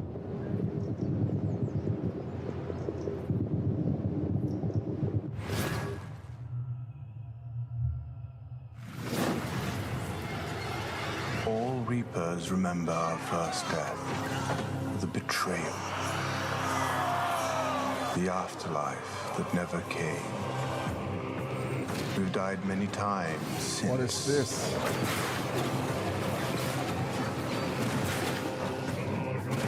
But for us, Reapers, death is but the beginning. God of Death's Reaper season? Oh, this one. I have played this one. I like it. So it's like backpack heroes, but you're a spaceship this time.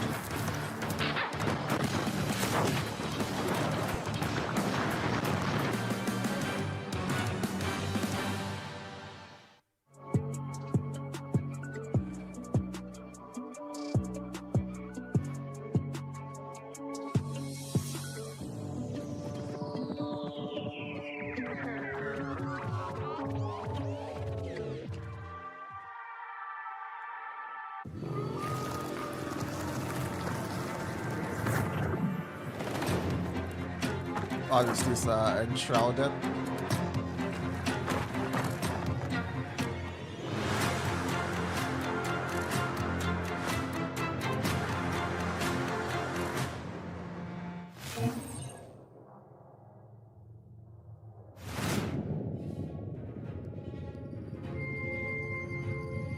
You know, with this robe, this futuristic environment, the council, I can finally live out my fantasy of being a Jedi. Warning. The term Jedi is prohibited as it is trademarked by an extremely large and litigious corporation. Can I still use The term Force is also prohibited. Can I at least have one of those? The term lightsaber is prohibited. And before you ask, so is laser sword. Fine. How about Really? energy stabby thing? They can't stop Energy me from stabby saying thing. energy stabby thing, can they? Consulting with Galactic Legal Database. Energy stabby thing is acceptable. Yes! Voom, voom, voom. The voom voom sound effect is prohibited. What? Well, what sounds can I use? The only non-banned sound effects available are sput-going, wibbity wibbity wibbity, and Wibbity. Wibbity, wibbity, splogoink. While I complete my training, here's another trailer for you to check out. Number 13. Number finally. 13. Star Wars. Star Wars Zero Company. I didn't know there's a new Star Wars game. I love XCOM, so the idea of a similar Oh, it's strategy a game set in a turn-based galaxy XCOM, far, far away Star is something Wars. I'm really excited about. Star Wars Zero Company looks like a new, grittier take on the universe. You play as a disgraced officer who's been cast out of the Republic and is now leading the titular Zero Company on a series of deadly secret missions. Your crew is made up from a ragtag band of misfits, including everything from wandering Jedi to astromech droids, all with unique abilities that shape how you engage with the battlefield. And they get it done. Many of these characters are fully customizable too, with the option to choose their names, appearances, and color schemes. So yes, you can officially make your very own Glup Shitto, which is honestly my biggest dream come true.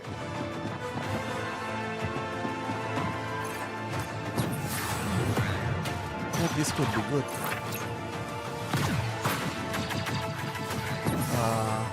Why don't we use the dev? It's EA.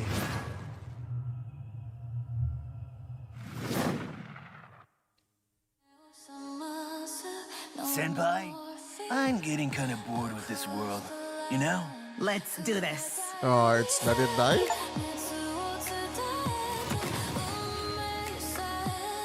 It's Let It Die.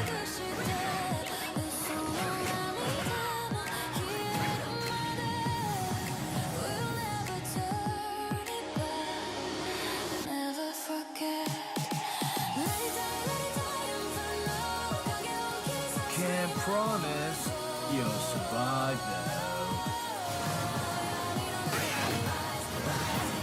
Oh wait, this one is already out.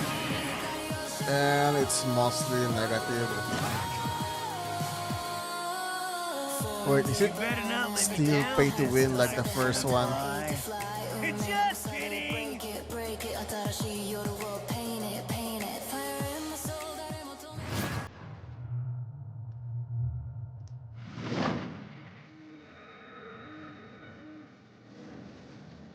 Oh, this is the killer game. Forgot the name. It's the Halloween game. It's the Halloween game.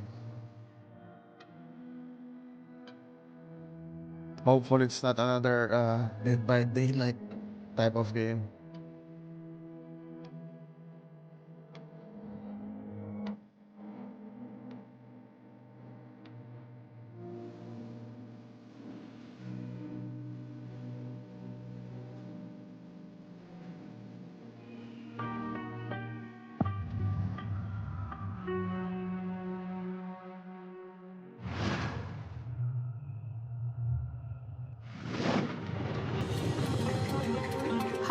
I'm Alex, a dev on Streets of Fortuna.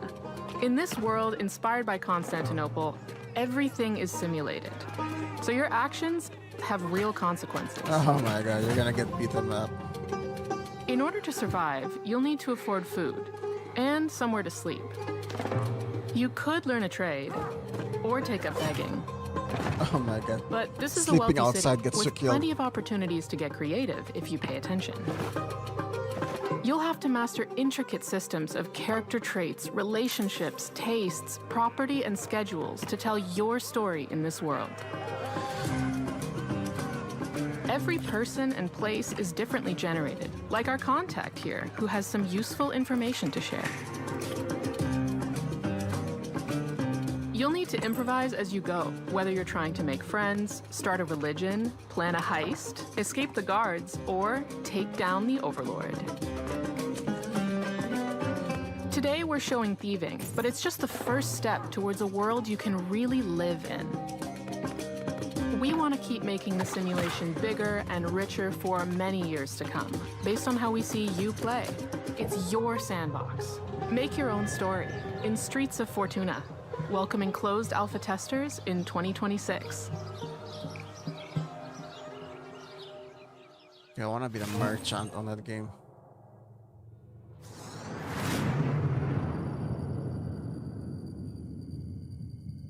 Incoming call from Midas. On screen? Would it kill you to say please? Sorry. Please? Hey, Frankie, I thought I'd come up there and check out your spaceship.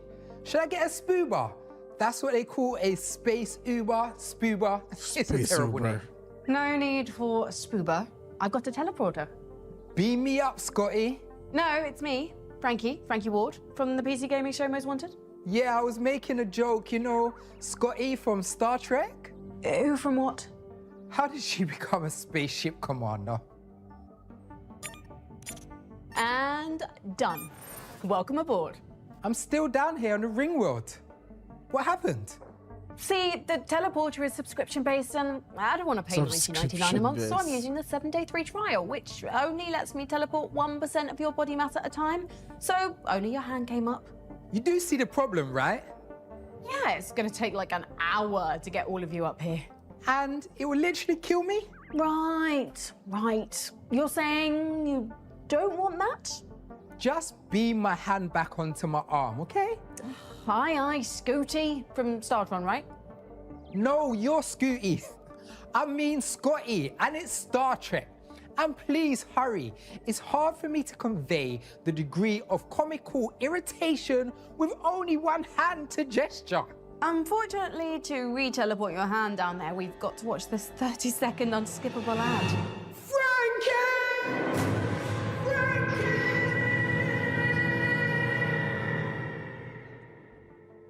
Here's what's coming up in the show.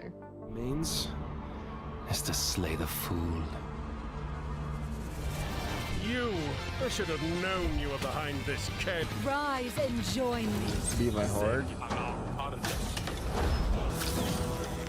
Next on our most wanted list is the fourth game in our favorite long-running RTS series. Number 12. Dawn of War 4.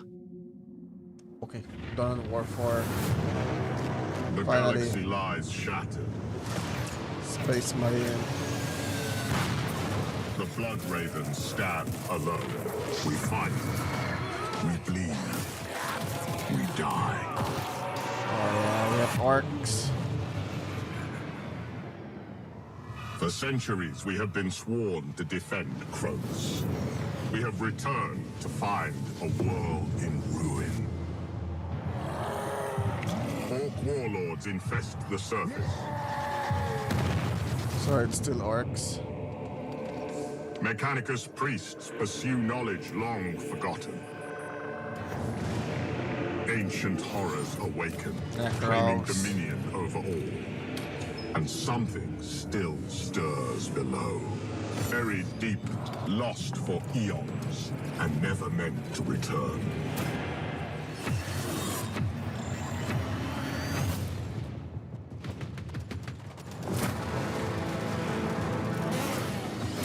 We stand defiant. Wait, where's the orcs? Cronus must not fall. And we are not alone.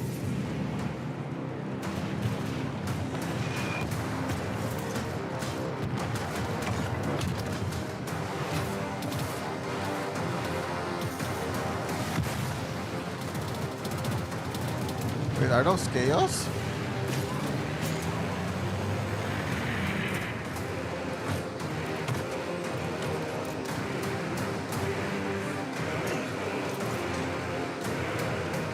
Our future is untold.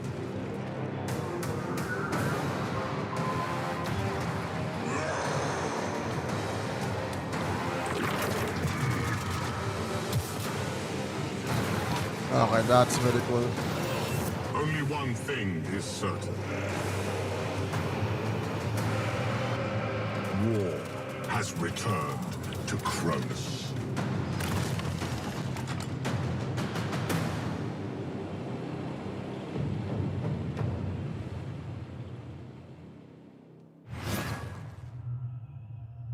Of course, I'm gonna add it to the wish list. It's a 40k game.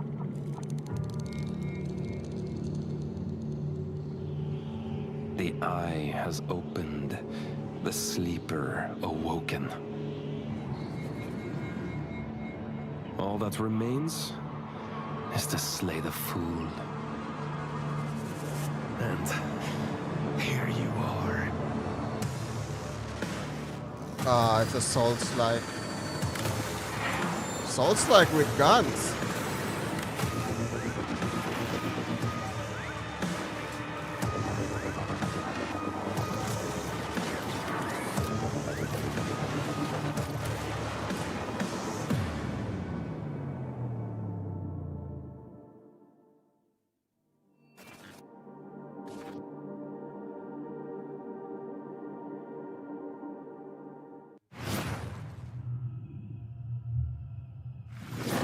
I am really getting sleepy now.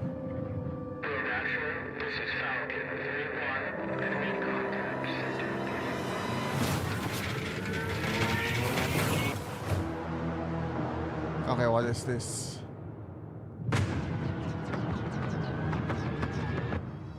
Is it Battlestar Galactica?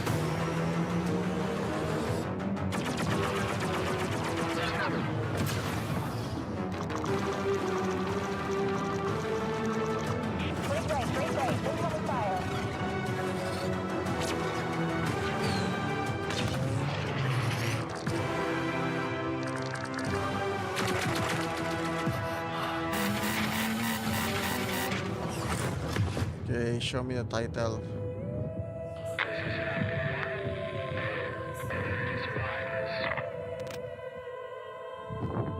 This one's on March. The station's energy is critically low.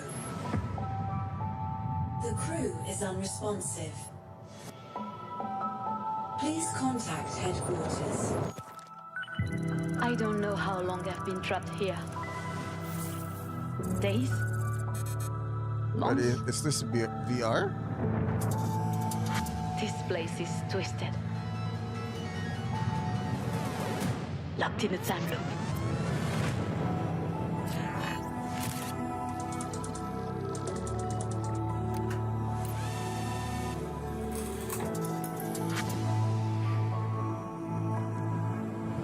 We were meant to find answers.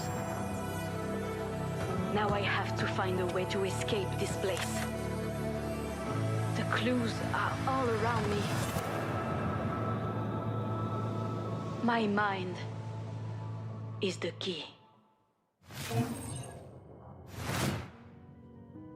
Frankie, report to the medbay. On my way.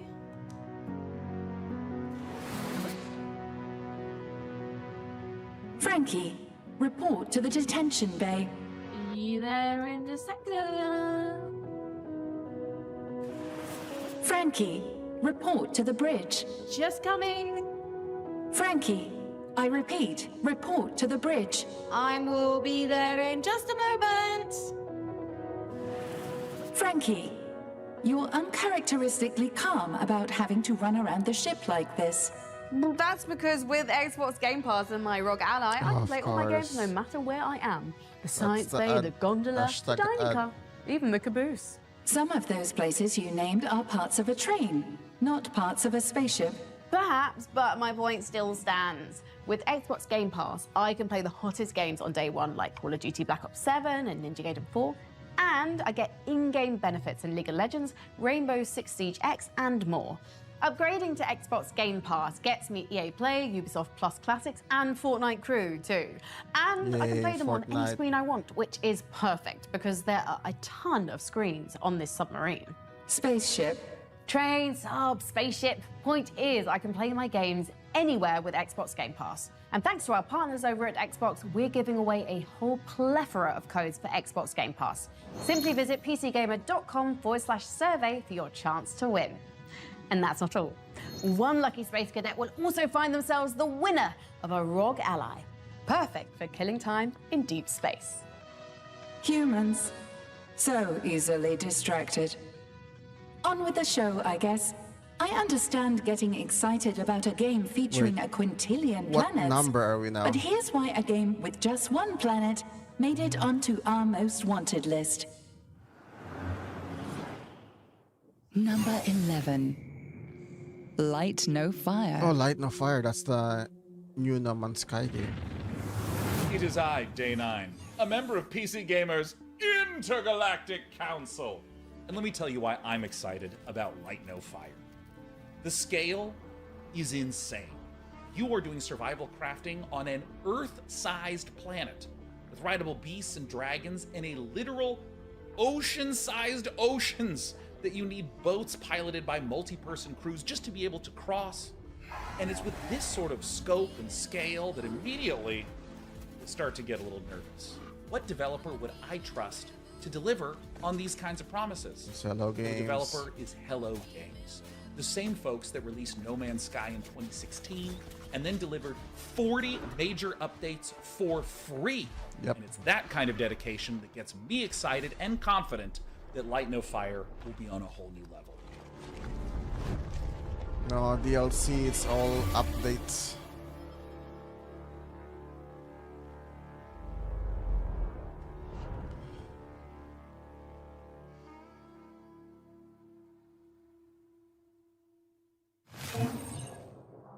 Across this magical land, a strange issue is occurring.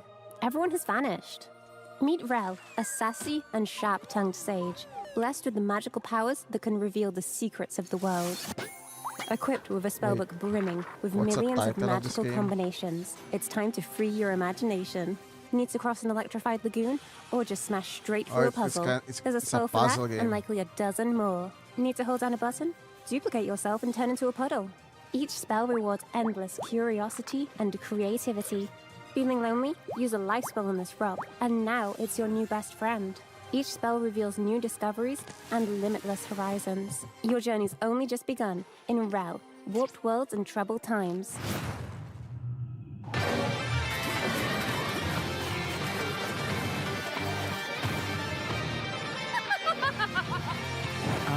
I'm going to enjoy. I'll be my horde again. You! I should have known you were behind this chaos in my kingdom. Rise, my little minions. I want this game. Rise and join me. Become my underlings.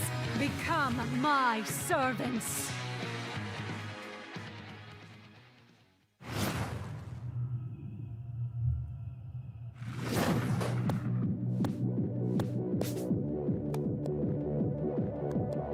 What are you trading?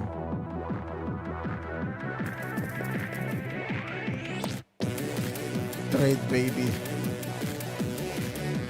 Oh, wait, is this the trade simulator? Stock market simulator?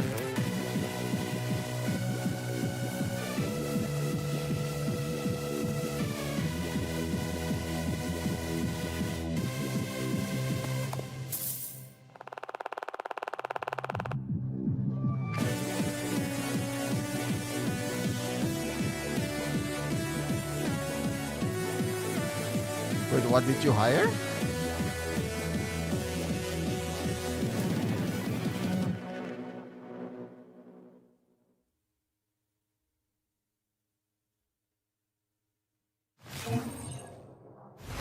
a computer, I've often wondered what the purpose of babies is. Now I know. To buy low and sell high. You can try your luck on the newborn stock market. The demo for Space Warlord Baby Trading Simulator is out today. Before we get to the top 10 most wanted, here's a trip down memory bank lane. Memory bank lane. Number 25, Reanimal. Number Okay, 24, at least we're in the top Grave 10 now. Seasons. Number 23, Lego Batman, Legacy of the Dark Knight. Number 22, Clockwork Revolution. Number 21, Recur. Number 20, PVKK.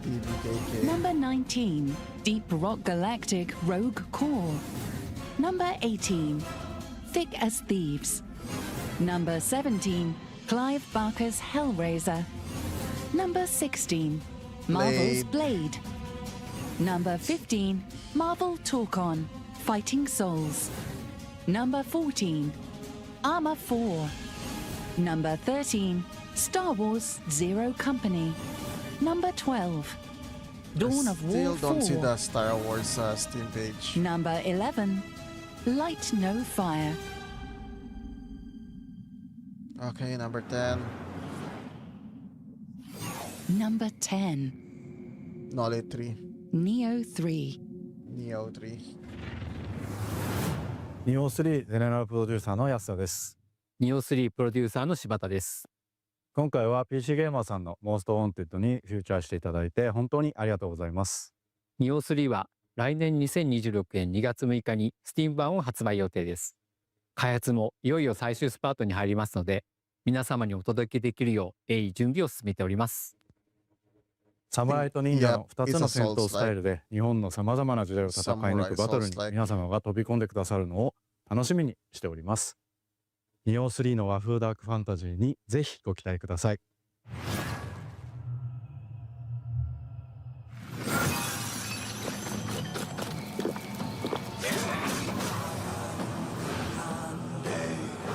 Word, is this a Kingdom-like game?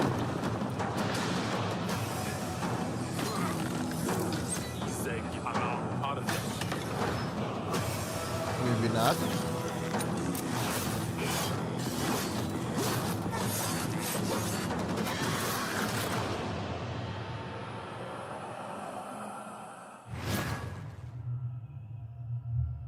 Wait, it was a dwarf game.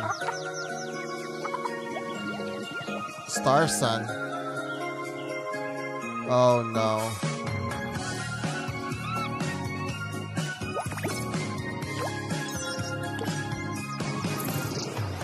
It's one of those cozy games. Wait, the Robocat helps you gather stuff.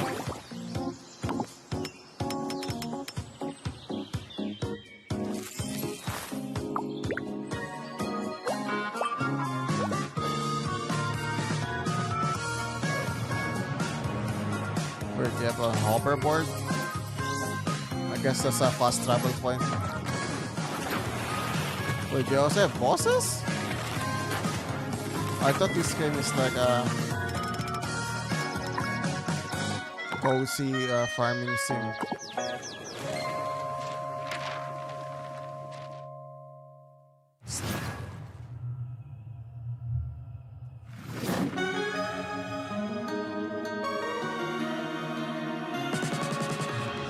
EBB.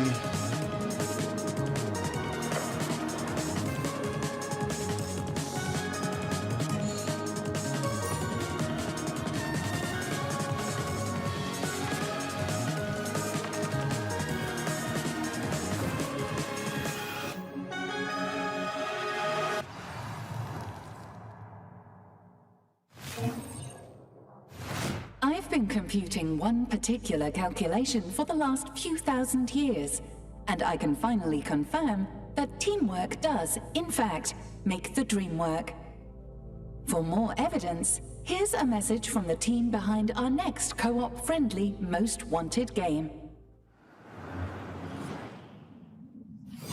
Number 9, Big Walk. Big Walk. Hello, my name is Cable, and on behalf of all of us at House and Panic, thank you so much for including Big Walk in this incredible list of most wanted games in 2026. We think Big Walk is shaping up to be something really special. So hang in there just a little bit longer, and we'll see you in Big Walk.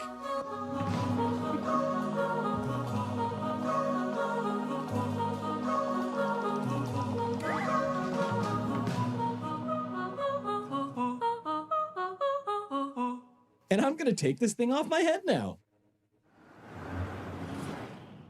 Number 8. Onimusha, Way of the Sword. 皆さんこんにちは。オニムシャ Way of the Sword プロデューサーの門脇です。今回は PC ゲーミングショー Most Wanted タイトルに選出いただき誠にありがとうございます。本作は1600年代の京都を舞台に主人公の宮本武蔵が異形玄魔と戦う剣撃アクションゲームです。こだわりのアクションに加え魅力的なキャラクターたちが登場するストーリーにもご期待ください。来年以降も多くの方にプレイいただける機会を用意できればと考えています。今後ともオニムシャをよろしくお願いいたします。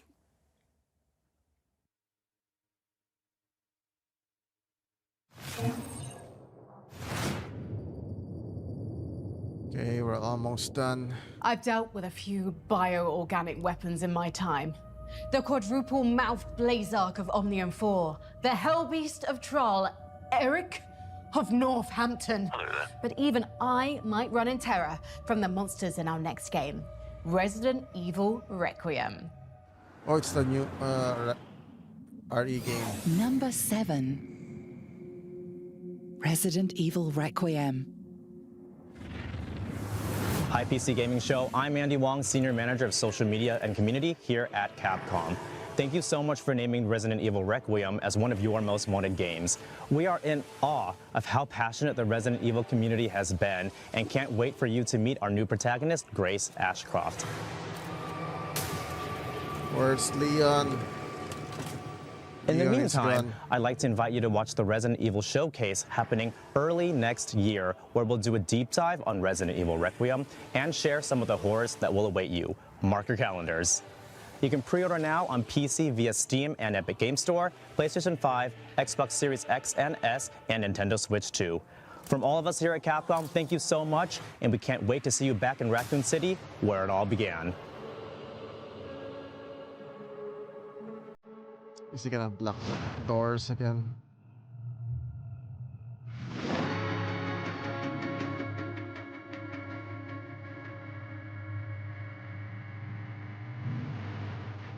Oh, it's a dungeon crawler.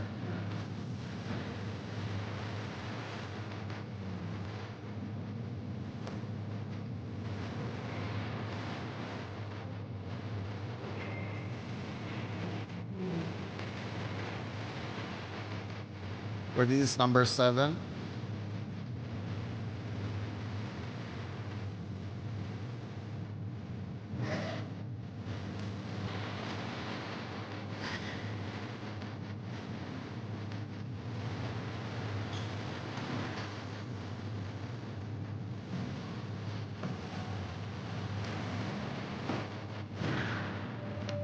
Dungeon of Dust.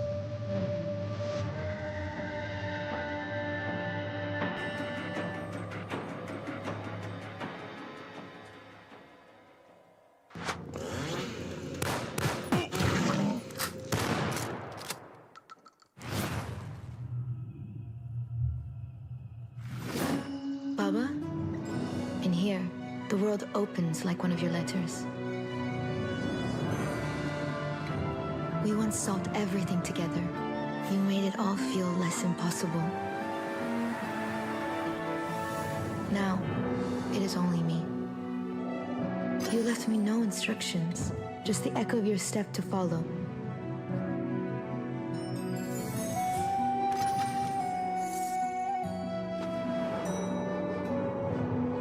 There's a door. Behind it, the silence is almost your voice. Perhaps it holds the answers. Perhaps it holds you. I'm not interested in that game. If you're a fan of old houses, Easter eggs, and deeply connected universes, this next one's for you. Number 6. Control 2. Fair warning. This is gonna be weirder. Wait, there's a control too? I am really excited for Control 2, and a big part of that is Sam Lake. I think he's the best creative director, he's the best writer, and his style, you know, his weirdness, the way he builds atmosphere and story. Nobody else does it like he does. I love the first Control. Just those vibes, mid-century modern style blended with crazy mysteries. So the idea of seeing all of that taken even further gets me genuinely hyped. I can't wait to see what Sam and the team do next, so Control 2 is my choice.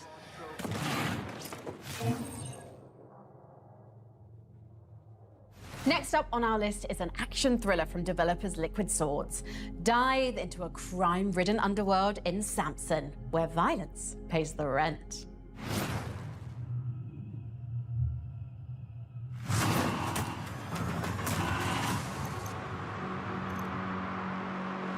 Tindleston. What is this, GTA? Of the world. Okay. Everyone's either paying, collecting, or buried in between. My past mistakes are catching up. In this city, desperation's the currency. You can't outrun debt. You can't freeze interest. You can curl up and die in the street. Or you can fight the fuck back. Wait, is this a world premiere?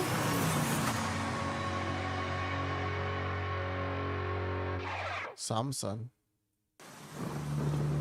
An old soldier's pendant. On the back, faint words are engraved. Elrad, I will return to my family. Elrad, a child spins the pinwheel every day, waiting for you. I keep hoping someone might bring word of thee, or even something is it you left Rapunzel? behind. Father, the wind blew again today. Mother says the wind is you. It's also a Souls-like. Though the steps never returned, their waiting became the wind that circles the hill.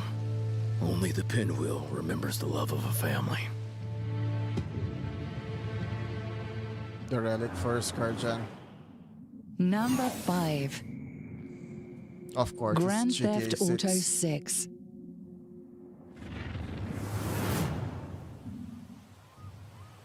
Grand Theft Auto 6. Where to start? It's a game that's been in development for over a decade. Just that fact alone is wild. Hands above your head, now! You stay! But couple that with it being perhaps the most anticipated game or even entertainment product ever, and that's putting a fair amount of pressure on Rockstar. So much so that it's been delayed twice now. But 2026 is currently the year of GTA 6. Not on PC, of course. There's a slightly unannounced longer wait for that version. But when it does arrive, it has the potential to change the landscape of gaming for another 10 years or more.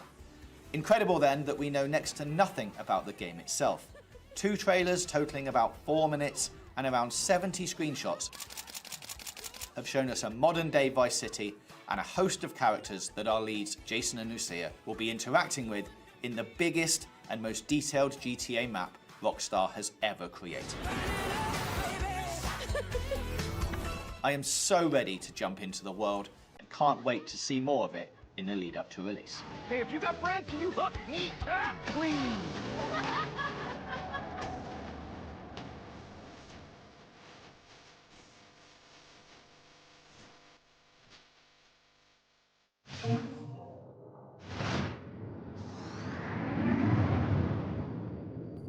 Probably not much of a shock to anyone that GTA 6 is one of our most wanted games, huh?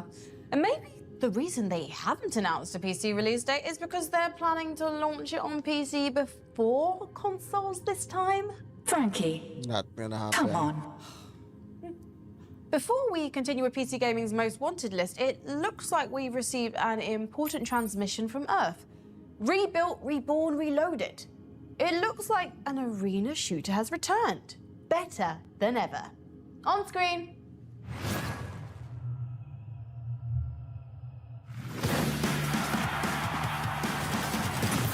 What is this? Wait. Oh, it's Splitgate. It's Splitgate. Splitgate 2.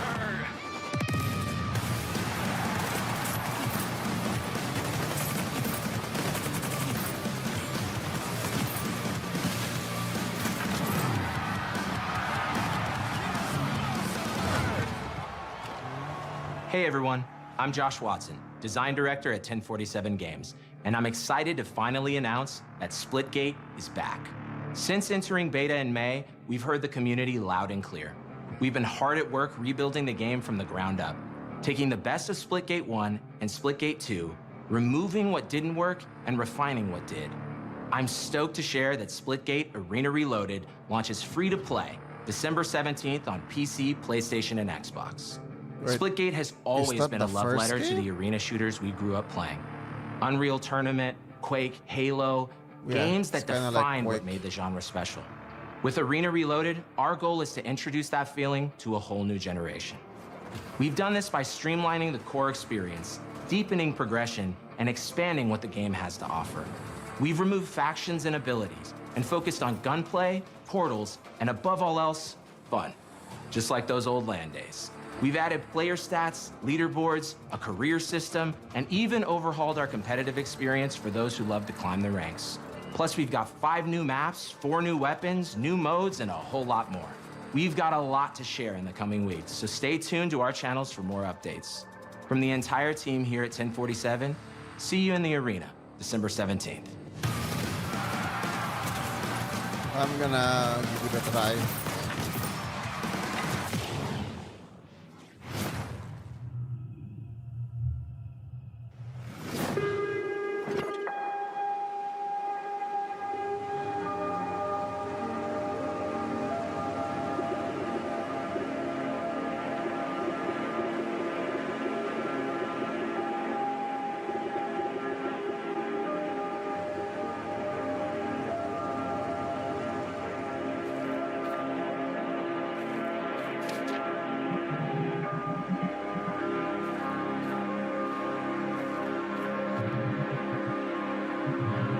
What is this?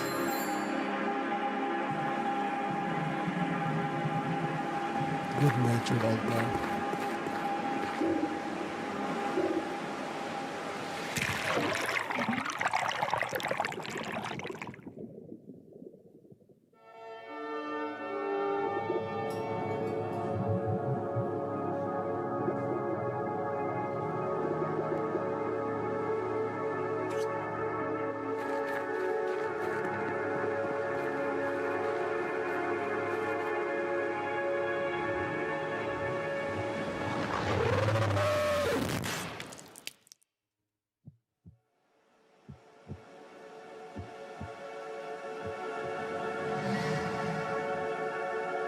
Springs Eternal?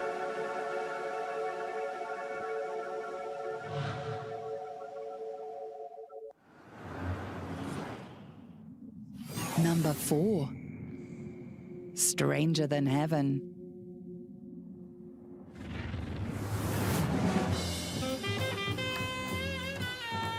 Hey, how you doing? Dave Newblood here. We make that there Fallen Aces, so we know a thing or two about gangsters. And let me tell you, this Stranger Than Heaven, oh, baby. The only thing better than Yakuza is Yakuza with goons, if you know what I mean. Anyway, we've seen Sotenbori a lot of different ways, but I don't think we've ever seen it like this. If you know RGG, you know this game's gonna have action. It's gonna have drama. You'll laugh, you'll cry, you'll get a little bit of this, a little bit of that. But at the end of the day, all you'll be able to say, arigato gozaimasu, ryoga gato. Because RGG They don't miss. Capiche? Got a name? Hey, babe, how do you say gabagool in Japanese? What are you then? Sana. 俺が知りてえや。 Project Century. Stranger than Heaven. Okay, that game is interesting.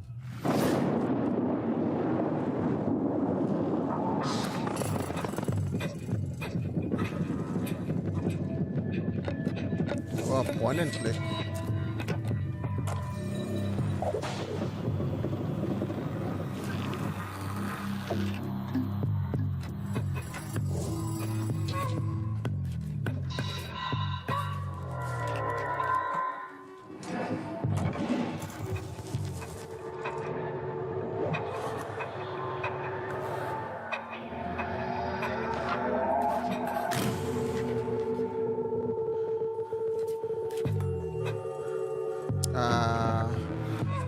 I don't think I like this game.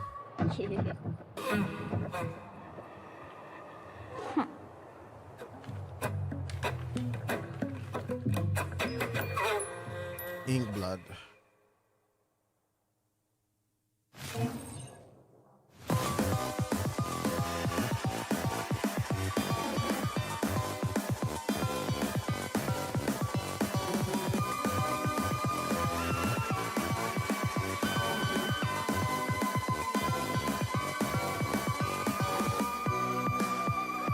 Away from home?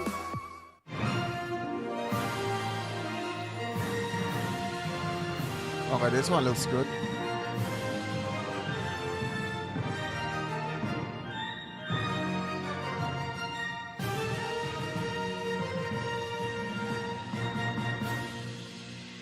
Gimana ba?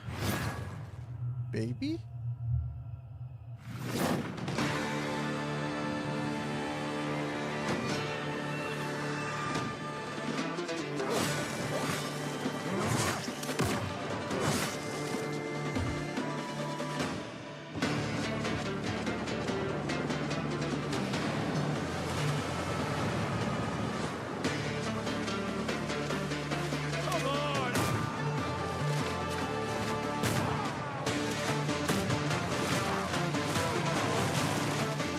What? At least we have a gun.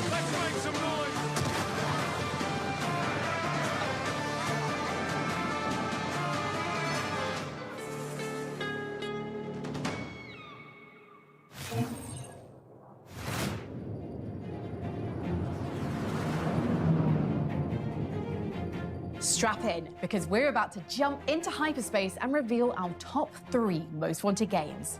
But first, a quick recap of what we've just seen. Oh no, Number another 10, recap. Sharpen Your Blades for Team Ninja's Neo 3. At number 9, grab your buddies for some co-op fun in Big Walk. I don't think Another Big Walk is that samurai good. appeared at number 8, Onimusha, Way of the Sword, in our 7th most wanted game, Resident Evil Requiem. Control 2 levitated its way into number 6 on our list, and GTA 6 crashed a stolen car into 5th place. At number 4 is noir thriller Stranger Than Heaven.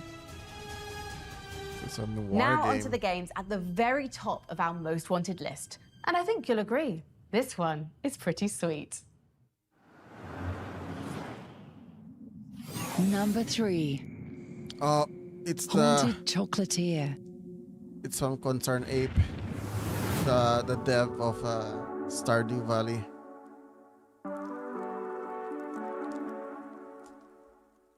As someone who works in games, I know that good things, they come to those who wait. But that doesn't stop me from being so excited and putting the Haunted Chocolatier really high on my most wanted list. The idea that everything that we love about Stardew Valley will be there, but with an added spooky, ghostly, paranormal twist, you could say that it really, really appeals to my horror sensibilities. But, you know, no rush.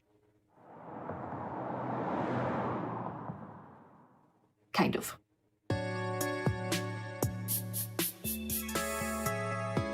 In development. I spy with my little eye the number 2 game on our most wanted list. And it's a game about the world's greatest spy. Let's open our top secret file on 007 First Light. Of course. So that's a top. Number 2. 007 First Light. This game, it's like Hitman. I'm not loving the odds. No, I've had worse. But you're In that 00. case. Well, what are we waiting for? No sign of 009. We need to inform M. No time. I'm going after him. Make him call off the attack. Are you out of your mind? I'll be careful. He'd been the phone. Go to the security room, first floor. And you are? Rob Minkley. He's with me. Come on, Moneypenny. If I lose the trail, we'll never know who they're working for. Oi, you lads got a faulty coffee machine? I hope I'm not interrupting anything. You're not, Damien. Meet Bond. James Bond. If 009 slips through our fingers, we're the last line of defense. So this is basically Hitman James Bond DLC.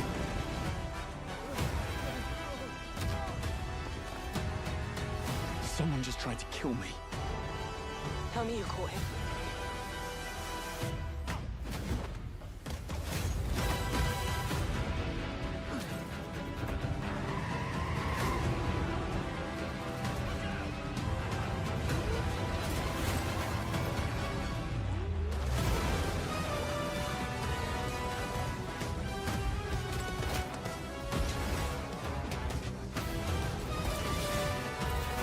Any sage advice? too nice. Always.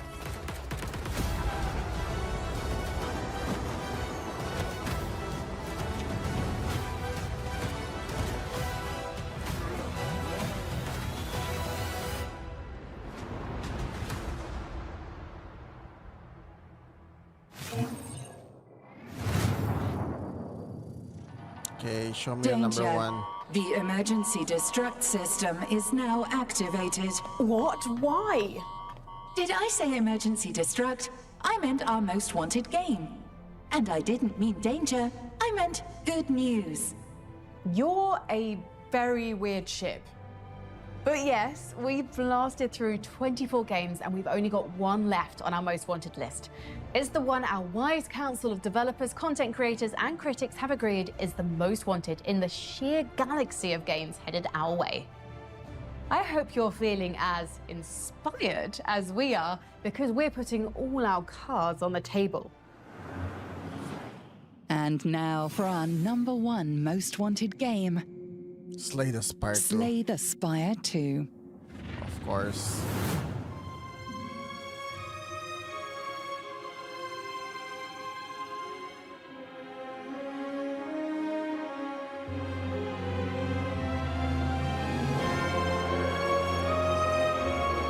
I gotta finish the first one.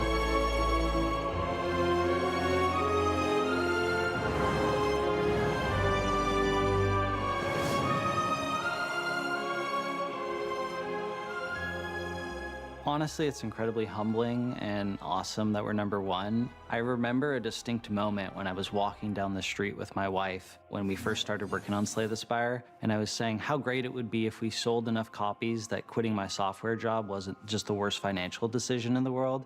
And now here we are, and it's just like mind-blowing.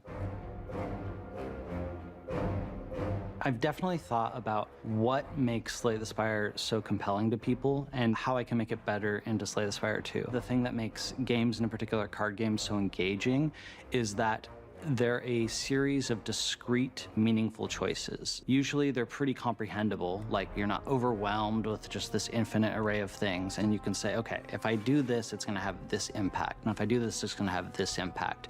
And distilling down on that strong, distinct choice that the player can look back on and be like, oh, I messed up here. That's like the key of deck builders and why they work so well. Every choice you make is like hard.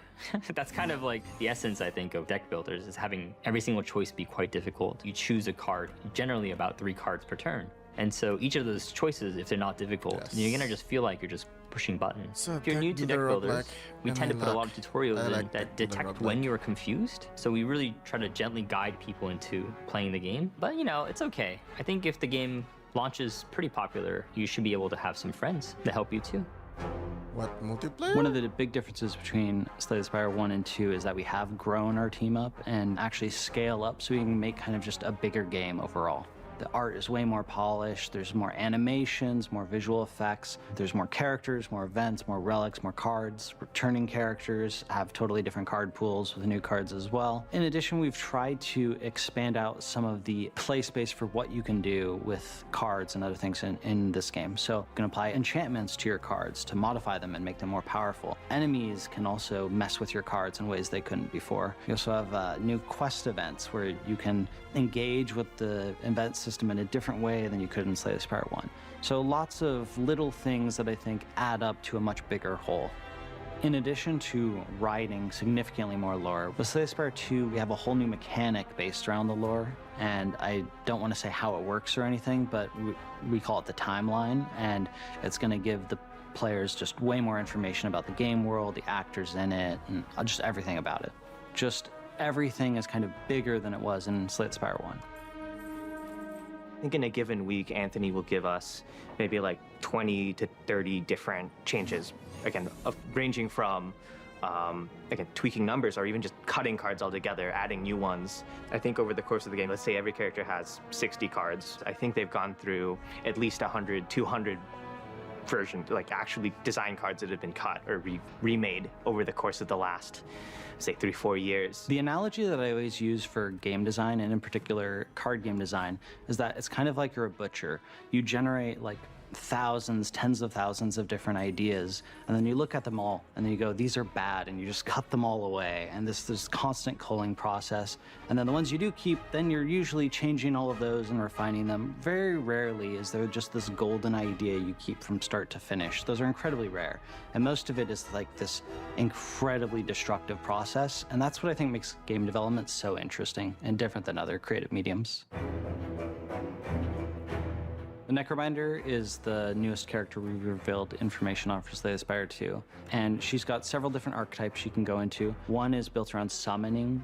She has a minion she can summon called Osti, and she can have him attack and build up defenses on him so that he can take hits for her. So Necrobinder is supposed to be a more complex character compared to the Ironclad and Silent. She has a pet. She has a pet hand named Osti. It's a big hand.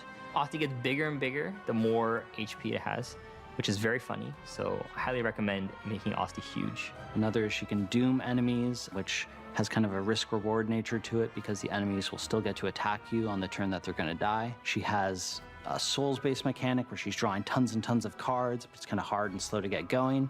And she's got also lots of other little archetypes that she can kind of blend into the other ones. And I think she's our most complicated character to play so far, and I think Slay the Spire 1 players will really enjoy her.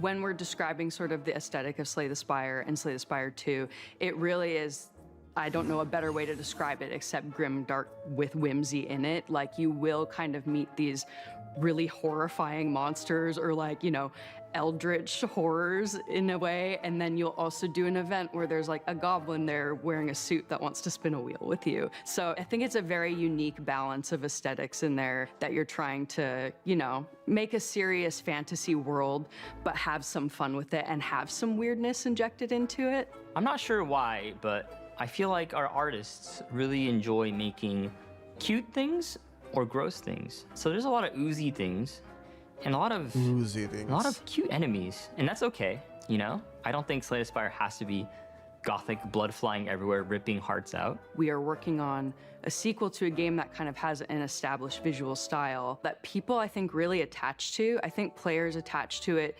because this is a game that some people, you know, play for hundreds of hours and they remember it so fondly, and we want to be able to provide them like a recognizable space, but also upgrade it in a way that it does look new, it does look fresh, it does look like a sequel. I definitely had some hesitation with working on a sequel because oftentimes they don't hit as hard, or you're kind of like, why was a sequel made? To me, actually, that made it kind of interesting because trying to figure out new twists that you can do while still keeping kind of the same core formula or keeping the fans happy was actually an interesting question that I was kind of interested to dive into. I'm happy we're launching into early access. For Slay the Spire 1, early access was a huge boon. Like, we constantly pushed out updates. Our players loved it. That kind of direct feedback allows us to improve the game at an incredible speed. There are a lot of bosses already. There are a lot of enemies. There are a lot of events. Probably more than the first game, just on early access launch. Yeah, voted #1 is an honor and a surprise. I feel like Slay the Spire is the chicken noodle soup of video games. Like, it's not exciting, but I hope people like our soup. Slay the Spire 2 launches March 2026. Wishlisted now on Steam. Only like 3 months away. That's our show, folks. And if you haven't already added all the games you saw today to your wish list, what are you waiting for?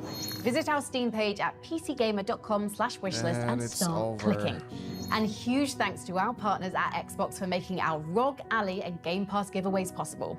You can still enter to win by visiting the link on screen.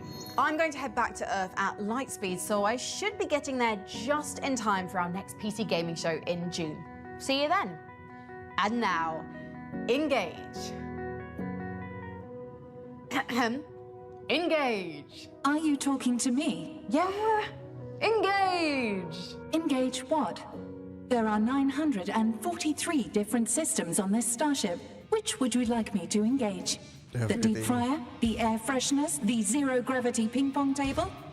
Be specific. You know, just engage. Engage the engines or thrusters or whatever. The go fast lever. Whatever makes the ship go boom with the lines coming out the back. The hyperdrive. Yes, that! Engage! Jumping to light speed in 3, 2... Wait, we have a zero-gravity ping-pong table? Can I play with that before we... 1.